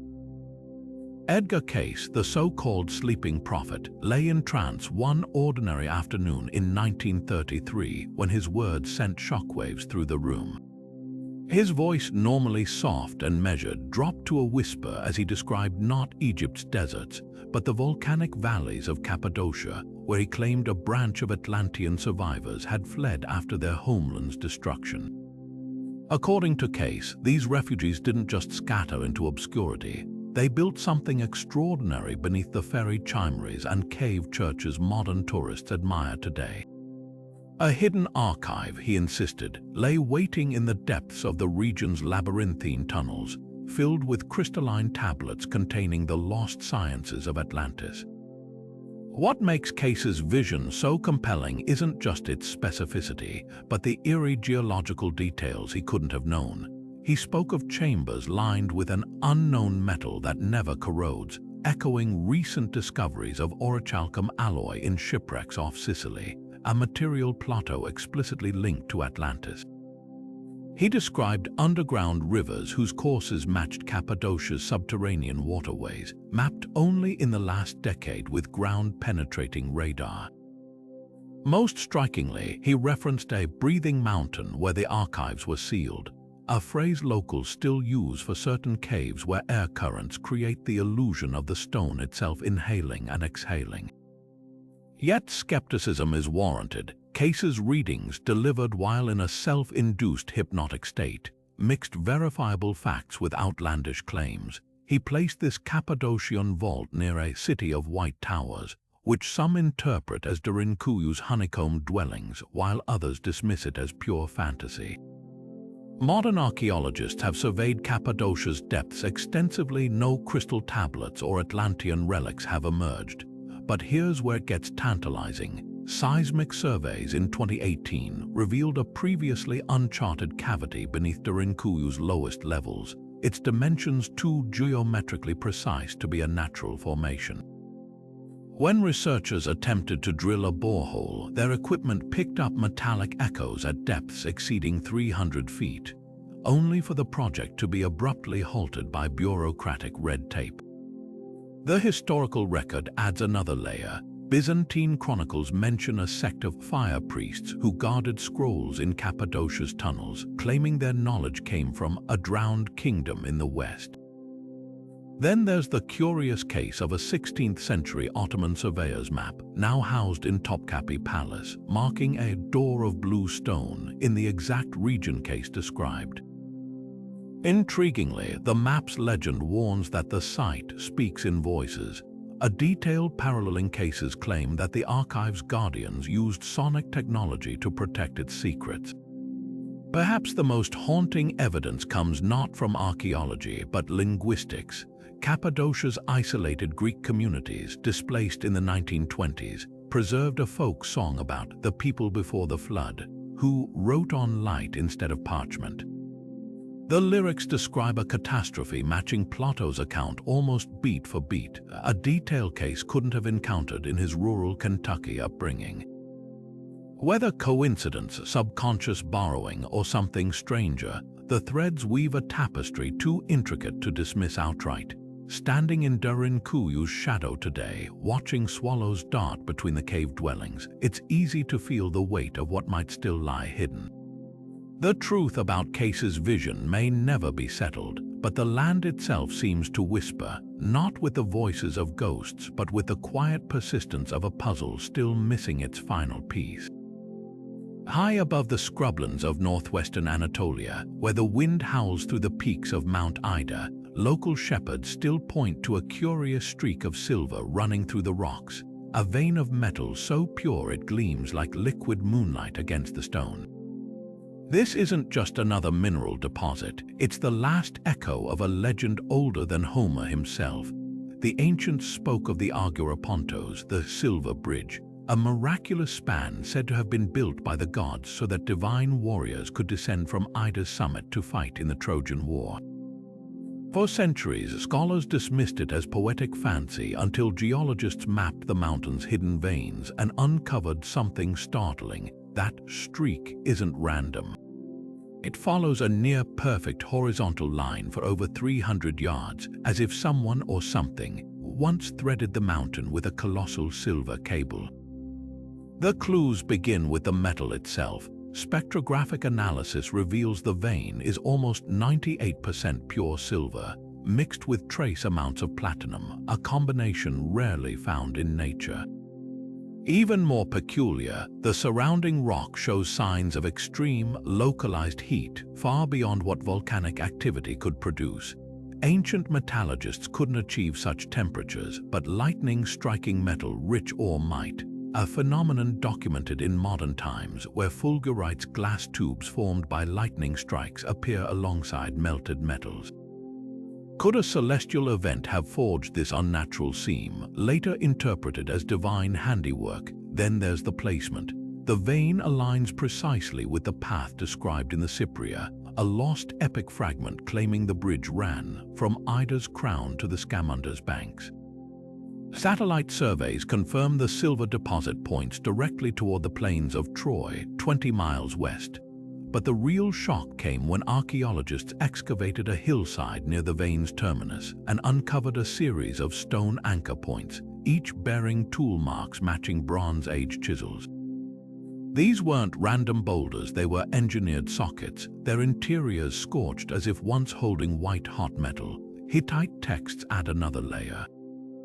A recently deciphered tablet from Hattusa references a shining road, built for the storm god Teshub, who the Trojans worshipped as Zeus. The description matches the bridge myth eerily well. When the sky's tears met the earth's bones, the gods walked without touching the ground. Modern engineers have a less poetic interpretation. The tears could describe electrum, a gold-silver alloy that forms naturally in the region, while the bones might refer to the limestone bedrock that conducts electricity. When lightning strikes such deposits, the resulting electromagnetic surge can create temporary plasma arcs, a phenomenon that, to Bronze Age eyes, might resemble a glowing bridge. Local folklore preserves even stranger details. Elderly villagers in nearby Baramis still warn children not to whistle at dusk near the silver vein, lest they wake the bridge's shadow. Those who have ignored the advice describe sudden temperature drops and a metallic tang in the air, followed by an eerie hum, effects consistent with subterranean electrical discharges. In 2019, a team from Istanbul Technical University recorded low-frequency electromagnetic pulses emanating from the site during thunderstorms, their patterns mimicking the resonant frequency of massive suspended cables. So was the Silver Bridge real? The answer may lie somewhere between myth and geology. Perhaps the vein inspired the legend, its otherworldly sheen convincing generations that gods once walked there. Or maybe, just maybe, the ancients witnessed something we've yet to fully understand, a fleeting convergence of natural forces that, for a brief moment, turned moonlight into pavement and let the divine tread where mortals could only gaze upward in awe. Whatever the truth, the mountain keeps its secret. The silver still gleams, the stones still remember, and the wind still carries whispers of a time when heaven and earth were closer than we dare believe. Deep in Cappadocia's winding cave systems, where early Christians once hid from Roman persecutors, another secret lies buried, one that defies both history and scripture. Local farmers whisper of caverns sealed for centuries, their entrances hidden behind frescoed chapel walls or collapsed volcanic tunnels. Inside, they claim, the earth cradles bones too large to be human femurs as thick as olive trunks, skulls with jaws wide enough to fit a fist. These aren't just folk tales. 19th-century missionary journals describe encounters with these caves firsthand.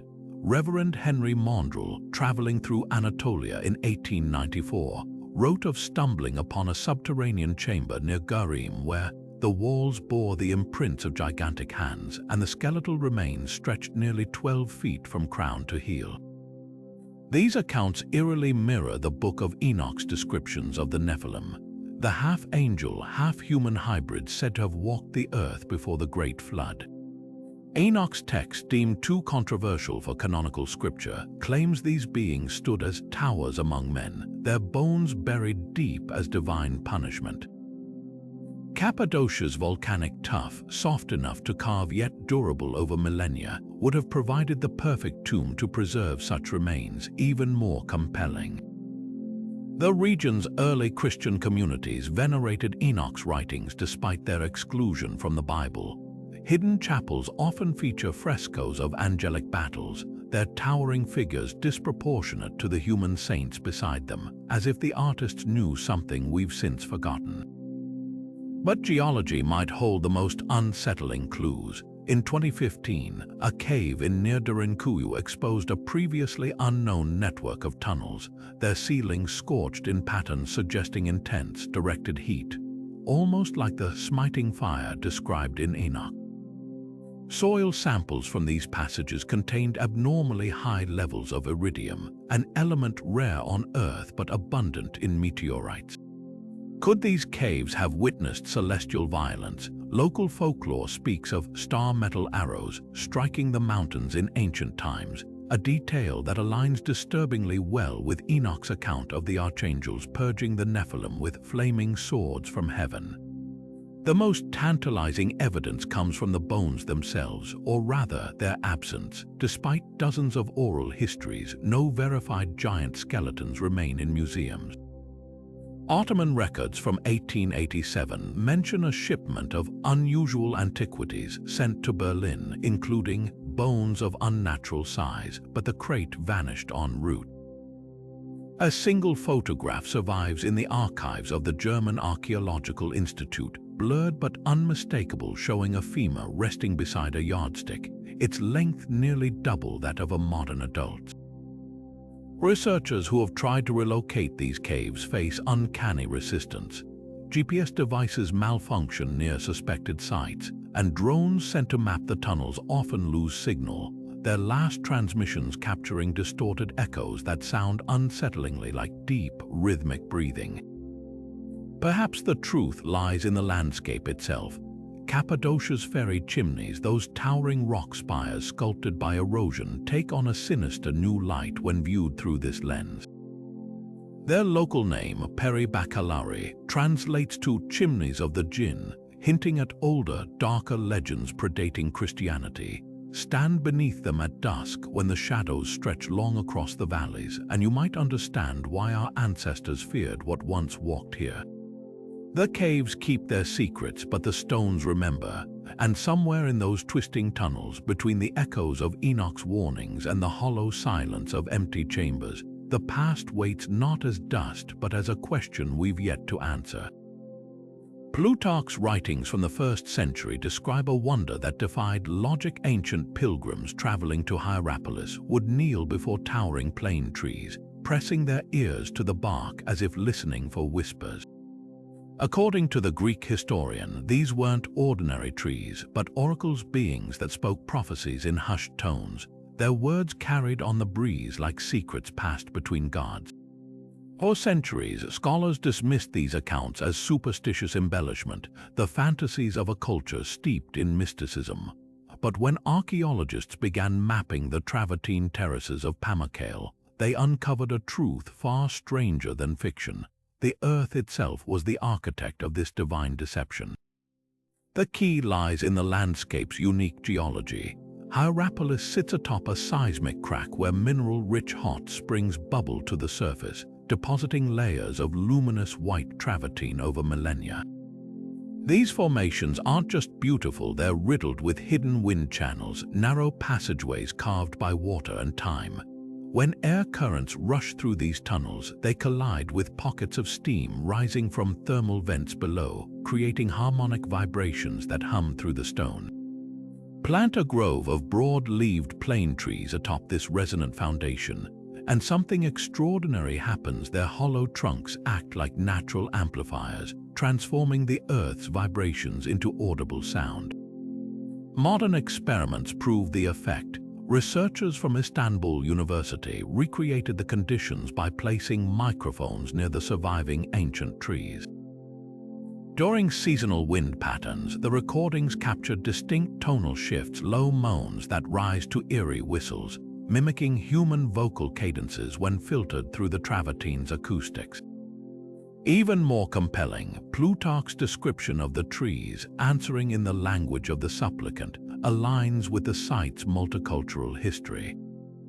Hierapolis attracted visitors from Greece, Persia, and beyond, each likely interpreting the sounds through their own linguistic lens. A Lycian merchant might hear a phrase in his native tongue, while a Roman soldier perceived Latin, a psychological phenomenon known as auditory pareidolia, where the brain imposes meaning on ambiguous noise. But the genius of the setup wasn't accidental. The temple priests of Hierapolis, keepers of the famed plutonium, a cave emitting deadly carbon dioxide, were masters of atmospheric theater.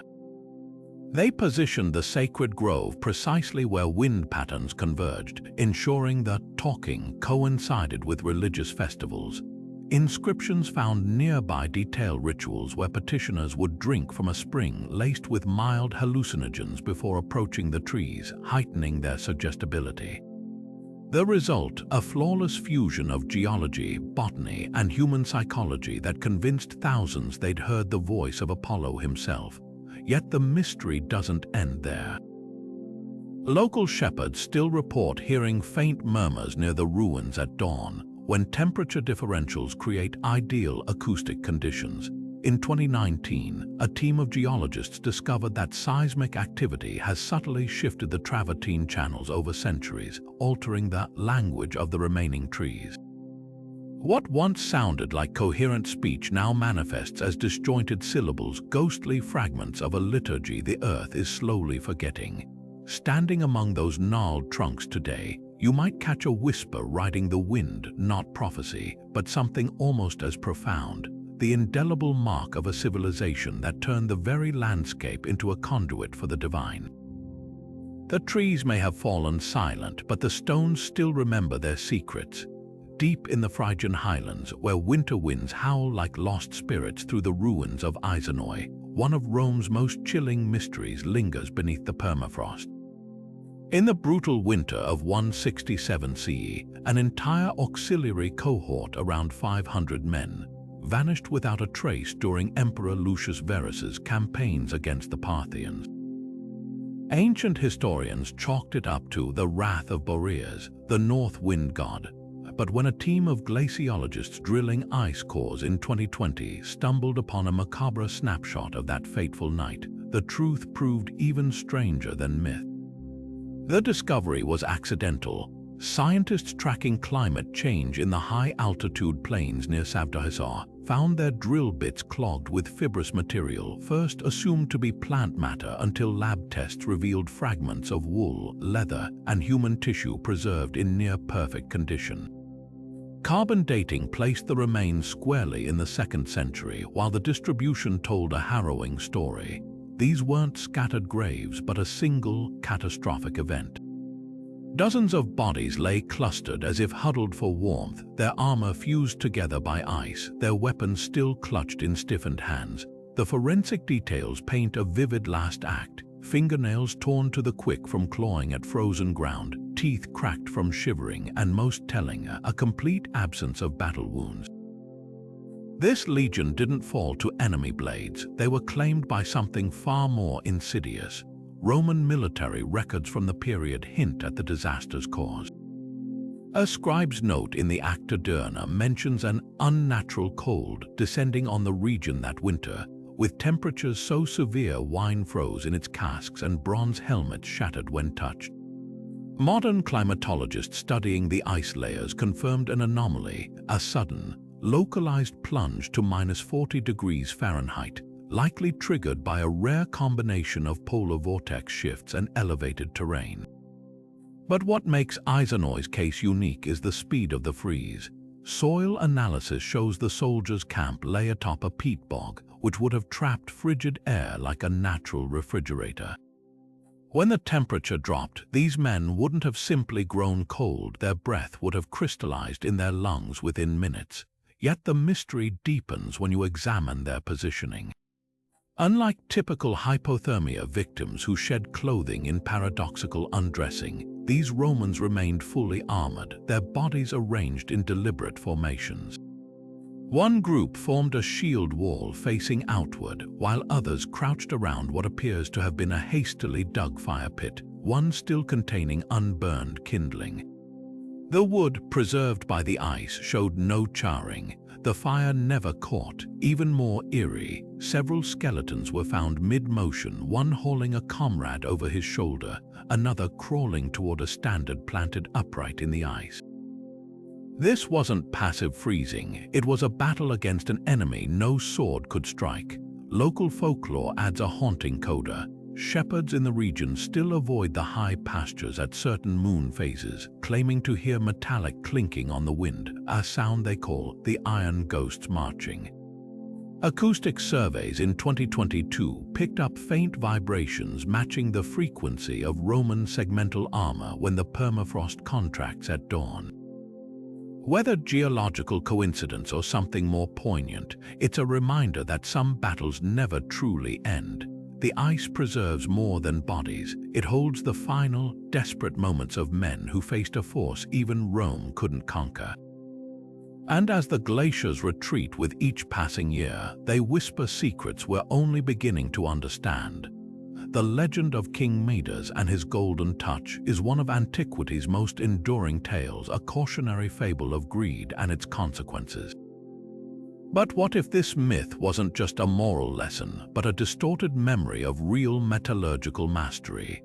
Recent excavations near the ancient Phrygian capital of Gordion have unearthed artifacts that hint at a startling possibility. Midas's gold touch may have been an advanced fire gilding technique, lost to time and shrouded in allegory. Among the most compelling evidence is a collection of ceremonial vessels recovered from the so-called Midas Mound. At first glance, they appear to be solid gold, but microscopic analysis reveals something far more intriguing. Their surfaces are layered with a microscopically thin veneer of gold fused to a bronze core, a hallmark of fire gilding where gold amalgam is applied and then heated until the mercury evaporates, leaving behind a flawless golden sheen. This wasn't mere plating, it was alchemy in the truest sense, transforming base metals into objects that appeared miraculously golden. The precision is astonishing. Some layers measure less than a micron thick, yet they've survived nearly 3 millennia without flaking or tarnishing. But the mystery deepens when examining the alloy's composition. Spectrographic tests detected traces of electrum, a natural gold-silver mix, but with an unusual addition: copper nanoparticles dispersed in patterns suggesting deliberate tempering. Ancient texts from neighboring Hittite kingdoms mention a royal gold that gleamed brighter than the sun, achieved through a secret quenching process involving the breath of Hephaestus. Modern metallurgists attempting to replicate this alloy made a breakthrough when they subjected gold-copper amalgams to rapid cooling in charcoal-rich environments. The result, a surface that refracts light with an almost supernatural brilliance, mimicking the legendary Midas touch. The experiments took an even stranger turn when researchers stumbled upon a forgotten fragment from the Greek historian Nicolaus of Damascus. He described Midas's artisans using a liquid stone to prepare metals before gilding, a phrase long dismissed as poetic nonsense. But when the team tested a slurry of crushed Cappadocian volcanic ash mixed with mercury, they found it created a near-perfect binding agent for gold leaf, allowing it to adhere seamlessly to uneven surfaces. Applied to bronze statues or even human skin, as some speculate Midas may have done for rituals, the effect would have been nothing short of miraculous, a transient golden glow that faded as the mercury evaporated, leaving observers to wonder if they'd witnessed divine intervention. Yet the most tantalizing clue lies not in the artifacts, but in the environmental aftermath. Soil samples from Gordion's workshop district show alarming mercury concentrations, levels high enough to cause neurological damage over prolonged exposure. This sheds grim light on ancient accounts of Midas's later years, where he's described as cursed with uncontrollable trembling and hallucinations. Was the king's downfall not a moral punishment, but the slow poisoning of a man who'd mastered a dangerous technology? Today, as craftsmen in Turkey's Grand Bazaars still practice traditional fire gilding, albeit with safer methods, the legacy of Midas feels less like myth and more like a cautionary tale of innovation's double edge. The real gold touch wasn't magic, it was human ingenuity fueled by ambition, a reminder that even the most dazzling transformations can come at a cost. And somewhere beneath Anatolia's soil, the whispers of mercury and molten metals still hum the price of that ancient alchemy. Rising from Istanbul's ancient hippodrome, the obelisk of Theodosius has stood for over 15 centuries, an Egyptian relic transplanted to Byzantine soil, its hieroglyphs whispering forgotten pharaonic secrets. But every sunset, when the fading light strikes its rose granite surface just so, something extraordinary happens. The monument doesn't just cast shadows, it sings. Visitors clustering near its base report hearing their voices bounce back with uncanny precision, not the scattered reverberations of typical echoes, but crisp repetitions as if the obelisk itself were mimicking human speech. Acoustical engineers who mapped the phenomenon made a startling discovery. The sound waves aren't simply reflecting off the stone. They're being focused and amplified by the obelisk's precisely fluted sides, creating an acoustic lens effect that would challenge modern architects to replicate. The mystery deepens when you examine the obelisk's positioning. Theodosius didn't just plop this Egyptian treasure randomly in Constantinople's chariot racing arena. Careful measurements reveal its pedestal aligns perfectly with the setting sun during the spring equinox, illuminating carved scenes of the emperor presiding over games. But here's what imperial chronicles never mentioned: the same alignment matches solar observations from Phrygian temples hundreds of miles away. Recent laser scans of the pedestal's hidden faces uncovered something even more telling. Faint scoring marks suggesting the obelisk was originally mounted at a slightly different angle before being adjusted, as if calibrating some unseen function. Local legends might hold the key. Elderly residents of Sultanahmet still speak of the stone that remembers, claiming the obelisk's echoes grow stronger when certain Turkish phrases are spoken, words linguists have traced back to Phrygian moon priestess incantations. In 2018, a team from Kos University tested this with shocking results. When phrases containing nasal vowels like Ana Tanrisa, meaning Mother Goddess, were shouted at dusk, the echo returned with added harmonic overtones resembling the lyre music depicted on the obelisk's base. The effect vanished during cloudy sunsets or when attempted with ordinary speech patterns. Material science offers another clue. The obelisk's granite contains high concentrations of piezoelectric quartz crystals that vibrate under mechanical stress. At sunset, the rapid cooling of the stone's surface creates microscopic contractions, potentially turning the entire monument into a natural resonator. Ancient Egyptian texts mention selecting quarry stones for their voice, while Phrygian solar altars often incorporated similar quartz-rich stone. Was this sonic property deliberately harnessed? The pedestal's reliefs show musicians performing during the obelisk's dedication, perhaps not just celebrating, but participating in some grand acoustic ritual now lost to time. Perhaps the most tantalizing evidence comes from beneath the monument. Ground-penetrating radar reveals a honeycomb of channels radiating from its foundation.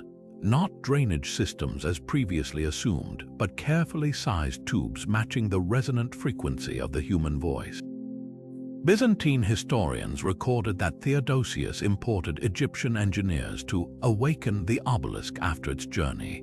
Could their real task have been integrating older sonic knowledge with Phrygian solar worship? The stones won't tell, but stand there at twilight as the last rays kiss the hieroglyphs, and you'll swear the air itself holds its breath, waiting for the next voice to stir an ancient magic woven into the very geometry of stone and sound. Beneath the cobblestone streets of modern Iznik, where tourists admire Byzantine mosaics and Ottoman pottery, the earth holds a secret older than the city itself, a sprawling, uncharted labyrinth of tunnels snaking beneath what was once Roman Nicaea. First detected in 2019 by ground-penetrating radar during routine sewer upgrades, these passageways defy simple explanation.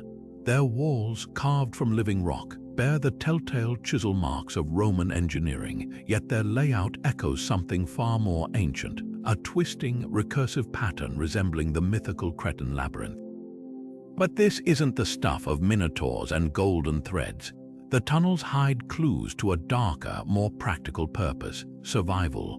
Carbon dating of torch residue reveals two distinct periods of use, the first aligning with the 3rd century persecutions under Emperor Decius, when Christians fled imperial soldiers by vanishing into the underworld. Scratched crosses and Greek prayers still cling to the stone in certain chambers, alongside charred remnants of makeshift altars, but earlier layers tell a different story.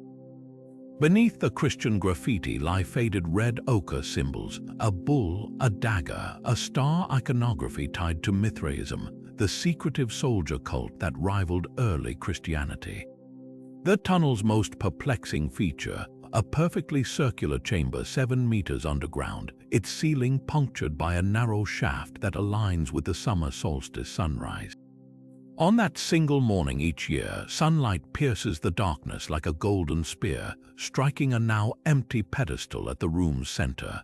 Mithraic initiates would recognize this as a Mithraeum, a temple to their god of light, where rituals simulated the god's cosmic battle against darkness. Yet the labyrinth's true genius lies in its acoustics. Recent sonic mapping uncovered something engineers call a whisper gallery, curved walls that carry even the faintest sounds across astonishing distances.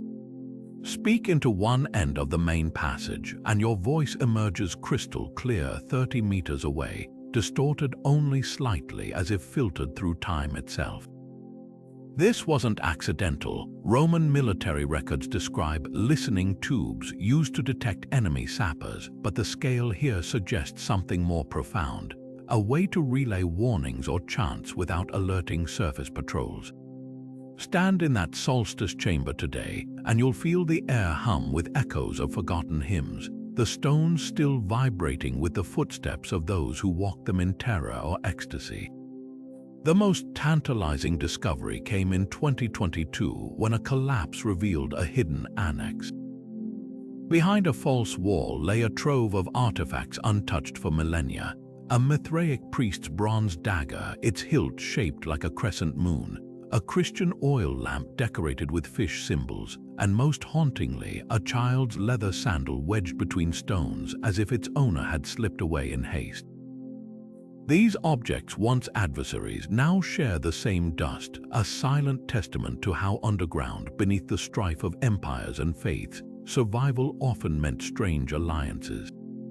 Local legends whisper of the labyrinth's final secret, a chamber yet unfound, where the tunnels converge like spokes on a wheel. Satellite thermal imaging hints at a vast hollow space near the ancient city walls, but the Earth guards its last mystery closely.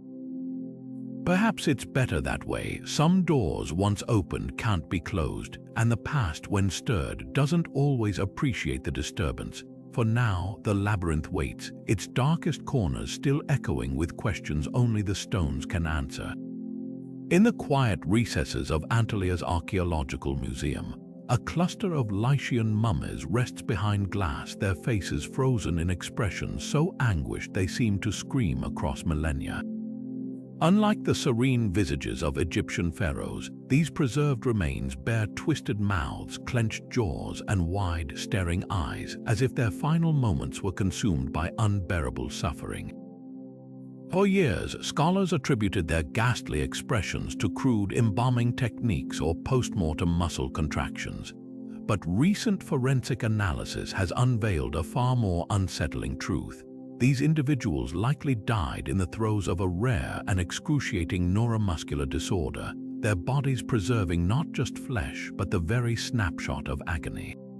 The key lies in the mummy's muscle fibers. High-resolution CT scans revealed microscopic tearing and hypercontraction in the facial muscles consistent with tetanus or strychnine poisoning, both of which cause horrific, full-body spasms known as rhesus sardonicus, or the sardonic grin. Yet the distribution of these marks tells a darker story. The muscle damage isn't uniform. It clusters around the jaws and necks, matching the symptoms of a lesser-known condition called stiff person syndrome, an autoimmune disorder that forces muscles into relentless, painful rigidity.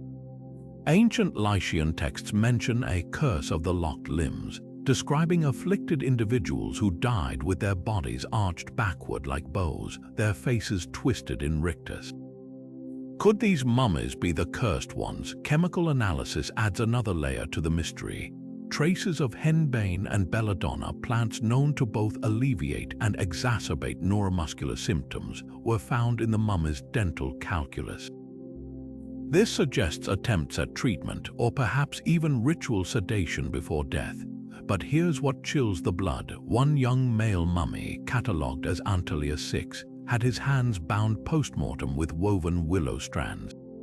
The binding pattern matches Lycian funeral rites for those believed to be touched by the gods in wrath. Were these individuals feared in death as they suffered in life? The most haunting clue comes from their burial context. Unlike typical Lycian rock-cut tombs, these mummies were interred in shallow, hastily dug pits near temples of Hecate, the goddess of crossroads and restless spirits. Soil samples from the graves contain elevated levels of lead and mercury, elements ancient physicians used to purify the violently deceased. Even more telling, the corpses show no signs of trauma or disease beyond their muscle contractions. They weren't stabbed, starved, or infected. They simply seized, their bodies locking into agony mid-spasm, preserved by the dry Anatolian air and the salts used in their rudimentary embalming. Modern neurology offers a grim parallel. Cases of stiff person syndrome today often go undiagnosed for years, their sufferers mislabeled as hysterics or cursed. But stand before these mummies, and you're confronted with something far older than modern medicine, the raw, unfiltered terror of a body betraying itself. Their screams, silent yet deafening, echo a truth we're only beginning to grasp. Some diseases don't just kill. They engrave their cruelty in flesh, leaving behind monuments of suffering that even time cannot erase. Perhaps the most poignant detail lies in the smallest of finds. Nestled beside one mummy's curled fingers was a single terracotta figurine, a crude likeness of a woman cradling a child. The offering suggests someone, somewhere, still loved this person enough to defy the fear surrounding their death. In the end, these mummies aren't just medical curiosities. They're reminders that pain is timeless, and so is compassion, even when separated by centuries, even when faced with the unimaginable. Tucked away in the dimly lit archives of Alanya's Red Tower Museum, a single Seljuk astrolabe gleams under glass, its brass surface etched with celestial patterns that defy conventional medieval astronomy. At first glance, it resembles other navigational instruments of its time, but lean closer, and the anomalies leap out. Unfamiliar constellations snaking between the familiar zodiac, star positions skewed by degrees that shouldn't match any known medieval sky. This isn't just a tool for telling time or finding Mecca, it's a relic of a forgotten cosmic cartography, a map of the heavens as seen through eyes that peered deeper into the night than Europe ever dared. The astrolabe's most baffling feature is a cluster of 7 stars arranged in a looping pattern near the celestial equator, labeled in elegant Kufic script as Al-Najm al-Ghaib, the hidden star. Modern astronomers have scoured centuries of records, yet this configuration appears nowhere in Ptolemy's Almagest or the star catalogues of Ulugh Beg. But here's where it gets intriguing. An obscure 10th century Persian manuscript mentions an observatory in Shur as where scholars tracked the serpent that circles the south, a description eerily matching the astrolabe's mystery stars. Could this be a snapshot of knowledge lost when Mongol armies razed Persia's libraries? Even more provocative are the instrument's precision markings. Laser scans reveal gradations accurate to 1/60th of a degree, a level of sophistication surpassing European instruments by 3 centuries. The engravings suggest the Seljuks didn't just borrow Greek or Indian astronomy, they refined it, possibly using lenses or sighting tubes now lost to history. One faint inscription near the Rete ring references Kitab al-Azaliyah, a theoretical book of eternity, said to contain celestial observations dating back to Babylon. No complete copy survives, but fragments found in a Cairo Geniza mention stars that wander the fixed sphere, possibly referring to proper motion, a phenomenon Europeans wouldn't document until Halley in 1718. Local legends add another layer. Alanya's old sailors spoke of Yıldız Rehberleri, star guides who navigated by constellations unseen to others. One 19th century ethnographer recorded an account of a captain who swore by a cold light near Orion, visible only during certain moon phases. When researchers cross-referenced this with the astrolabe star positions, they found a curious match, a notation near Betelgeuse marking a variable companion, potentially evidence of Seljuk astronomers observing Orion's infamous dimming episode centuries before modern telescopes. The astrolabe's secrets don't end there. Under ultraviolet light, faint lines emerge, ghostly meridians connecting stars in patterns resembling the lunar mansions of pre-Islamic Arabia, but with divergences suggesting an even older system. One theory points to the Nabateans, who carved similar star paths into Petra's temples. Another hints at Haran's star-worshipping Sabians, who preserved Mesopotamian astronomy long after Islam's rise. The most tantalizing clue, a single word etched near the instrument's edge, al-Dimashqi. Not the famous geographer, but perhaps a lesser-known astronomer from Damascus, whose works vanished when Tamerlane's hordes burned the city's great observatory in 1401. Today, as astrophysicists use the astrolabe's data to model historical supernova or lost comets, its true significance lingers in the gaps the stars it charts that we can no longer see.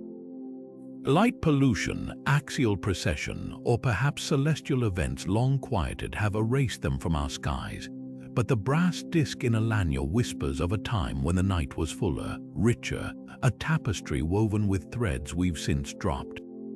It's more than an artifact, it's a challenge, to look up and wonder what else might be hiding in plain sight, waiting for the right eyes to trace its lines anew. In the golden light of a Mediterranean sunset, as tourists climb the marble steps of Aspendo's ancient theatre, something impossible happens. Their footsteps answer back. Not the immediate slap of leather on stone you'd expect, but a ghostly echo that arrives seconds later, as if time itself has stretched around the structure. This isn't just reverberation, it's an acoustic anomaly that defies physics. Modern sound engineers have measured the delay at 3.2 seconds, far longer than the theater's geometry should allow. Even stranger, the delay varies unpredictably. Two people standing side by side might hear their own footsteps return at different intervals, one after 2 seconds, the other after 4, as though the ancient builders wove temporal distortion into the very mortar. The mystery lies in the staircase's construction. Unlike standard Roman theaters where steps are uniform, Aspendo's tiers alternate between two types of marble-dense pentelic from Greece and porous local limestone. When researchers from Istanbul Technical University recreated the materials in an anechoic chamber, they discovered the stones vibrate at distinct frequencies, absorbing and releasing sound energy at different rates. But here's what no model can yet explain. When arranged in Aspendo's precise alternating pattern, the stones create a cascading delay effect akin to a natural analog delay pedal. The phenomenon intensifies at specific times during summer solstice evenings. When humidity peaks, the delays stretch even longer, suggesting the air itself becomes part of the acoustic mechanism. Local folklore offers a haunting interpretation. Ottoman travel logs from the 16th century speak of the theater's whispering phantoms, claiming the steps captured the voices of long-dead actors during full moons. Modern seismologists found a tantalizing grain of truth beneath the superstition. The theater sits atop a network of underground aqueducts, their hollow channels acting like Helmholtz resonators. When certain notes strike, particularly the deep tones of footsteps, the water-filled tunnels below vibrate sympathetically, creating secondary echoes that bleed back into the air at staggered intervals. It's as if the Romans, or perhaps their Seljuk restorers, engineered not just a space for performances, but a living instrument that plays time like a string. A recent laser scan of the steps revealed subtler clues. Each tread bears microscopic grooves invisible to the naked eye, cut at slight angles to scatter sound waves horizontally rather than vertically. This explains why the delayed echoes seem to come from the sides rather than above, an intentional disorientation technique that would have heightened dramatic moments in ancient plays. During a 2021 experiment, a troupe performing Aristophanes the Frogs found their comic timing unintentionally perfected by the steps. Punchlines delivered center stage landed with eerie precision as the delayed echoes punctuated pauses. Yet the deepest enigma remains unsolved. Why would ancient architects prioritize such an effect? The answer might lie in rediscovered fragments of Vitruvius' lost treatise De Theatris, which mention harmonic pacing as a tool to induce trance states during Dionysian rites. Actors trained to match their steps to the delays could create layered rhythms, disorienting audiences into heightened suggestibility. Or perhaps the builders themselves didn't fully understand what they'd created, the accidental byproduct of quarry availability and aesthetic choices that birthed an acoustic marvel. Stand on those steps today, and you're not just walking through history, you're stepping into its echo. The stones remember every footfall, not with passive repetition, but with a conversation across centuries, each delayed response a reminder that some mysteries resist quantification. Science will keep probing, measurements growing ever more precise, but Aspendos guards its secrets the only way it knows how, by letting them linger in the air just out of reach. On the moonlit night of October 12, 1593, Ottoman tax collectors riding near Beşehir reined in their horses so sharply the animals reared. Where the vast lake had shimmered that afternoon, only a gaping basin stretched before them, its exposed bed glistening under the stars like the scales of some monstrous fish. Governor Pertev Pasha's frantic dispatch to Sultan Murad III survives in the Topkapi archives, its ink blotted where his hand must have shaken. The waters have departed as if summoned by Allah's breath, leaving boats stranded upright on the mud as though placed there by giants. Modern geologists piecing together the event face a paradox. While karst landscapes where soluble limestone forms underground drainage networks often experience sinkholes, Beşehir's case defies probability. Satellite surveys reveal not one but 37 funnel-shaped collapses opening simultaneously across the lakebed, each perfectly positioned to intercept subterranean channels.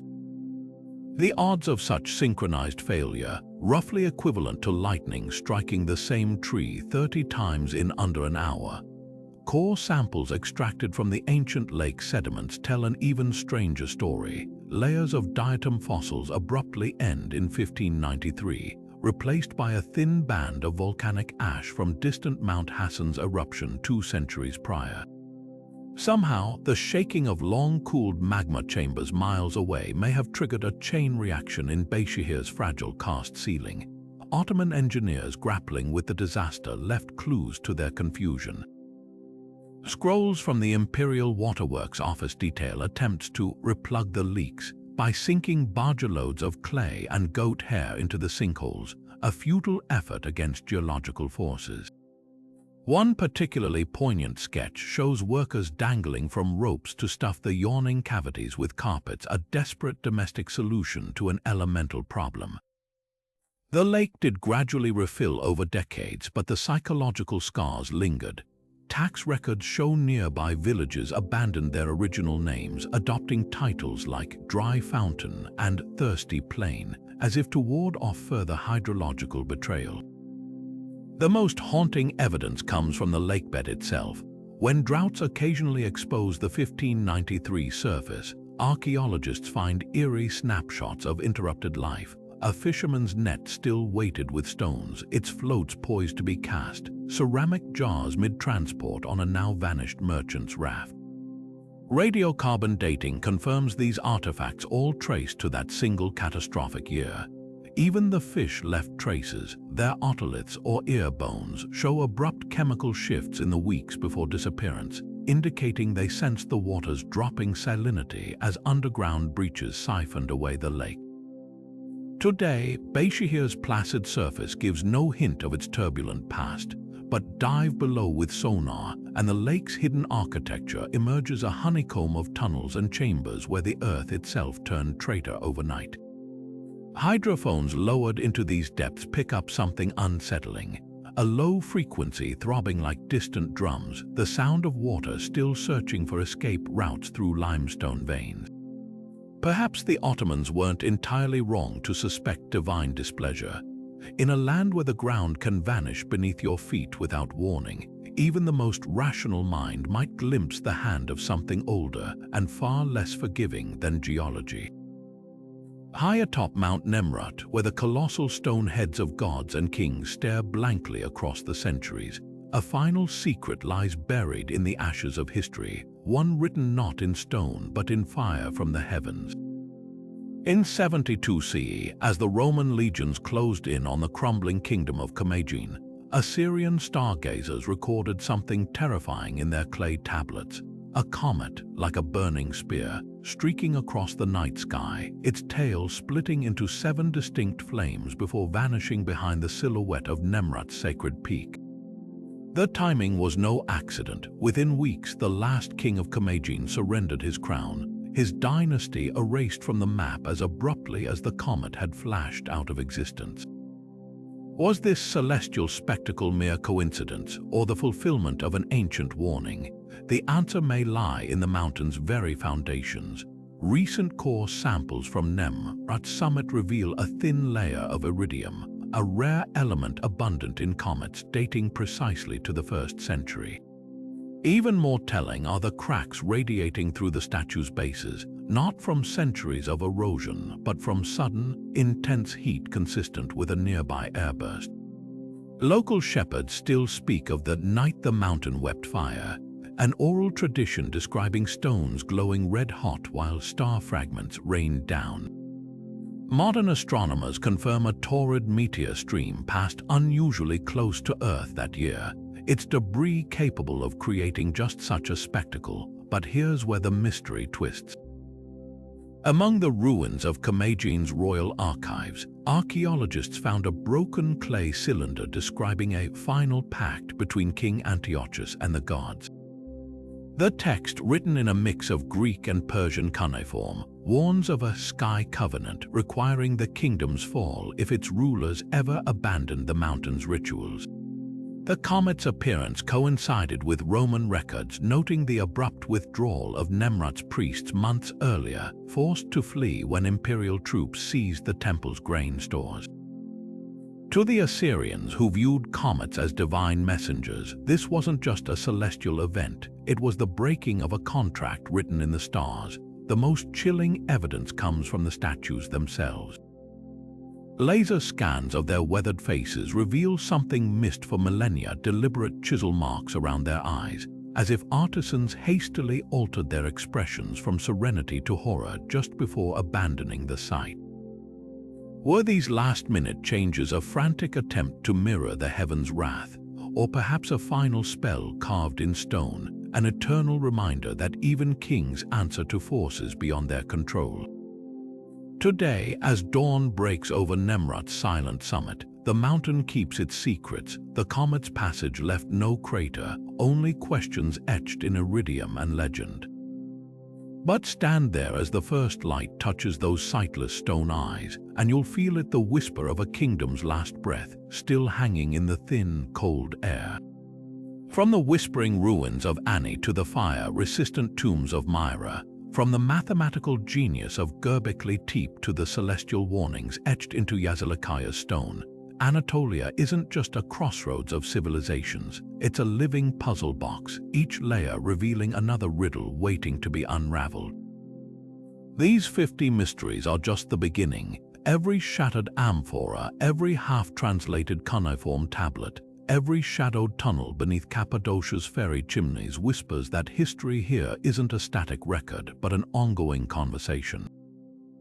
Think of the Hittite tunnels beneath Hattusa, engineered with precision that still baffles modern architects, or the Lycian singing stones that turned Mount Ararat into a natural instrument. Consider the Phrygians, who may have encoded celestial secrets into their monuments, or the Byzantine priests who weaponized acoustics to make statues speak. This land doesn't just preserve its past, it dares you to question it. But here's the most thrilling part: these enigmas aren't locked away in textbooks. They're waiting for you to stand in their presence, to feel the reverberation of Van's underwater metropolis beneath your feet, to trace your fingers along the same grooves where anxious hands once mended Catalhoyuk's fractured figurines. Every visitor becomes part of the story because Anatolia's mysteries don't just belong to archaeologists. They belong to anyone willing to listen to the wind howling through Sumela Monastery's abandoned halls, or brave enough to descend into Darinkuyu's depths where the air still smells of ancient panic. And if you think these 50 mysteries have tested the limits of belief, just wait. Lurking beyond the edges of this tale are darker, deeper questions, like the plutonium of Hierapolis, where pilgrims once watched bulls collapse mid-step from invisible poison, or the cave temples where the earth itself seems to exhale the breath of the underworld. These aren't just stories, they're invitations to wander, and to witness firsthand how the past refuses to stay buried. Because in Anatolia, every stone has a secret, and every shadow might just be hiding the next revelation.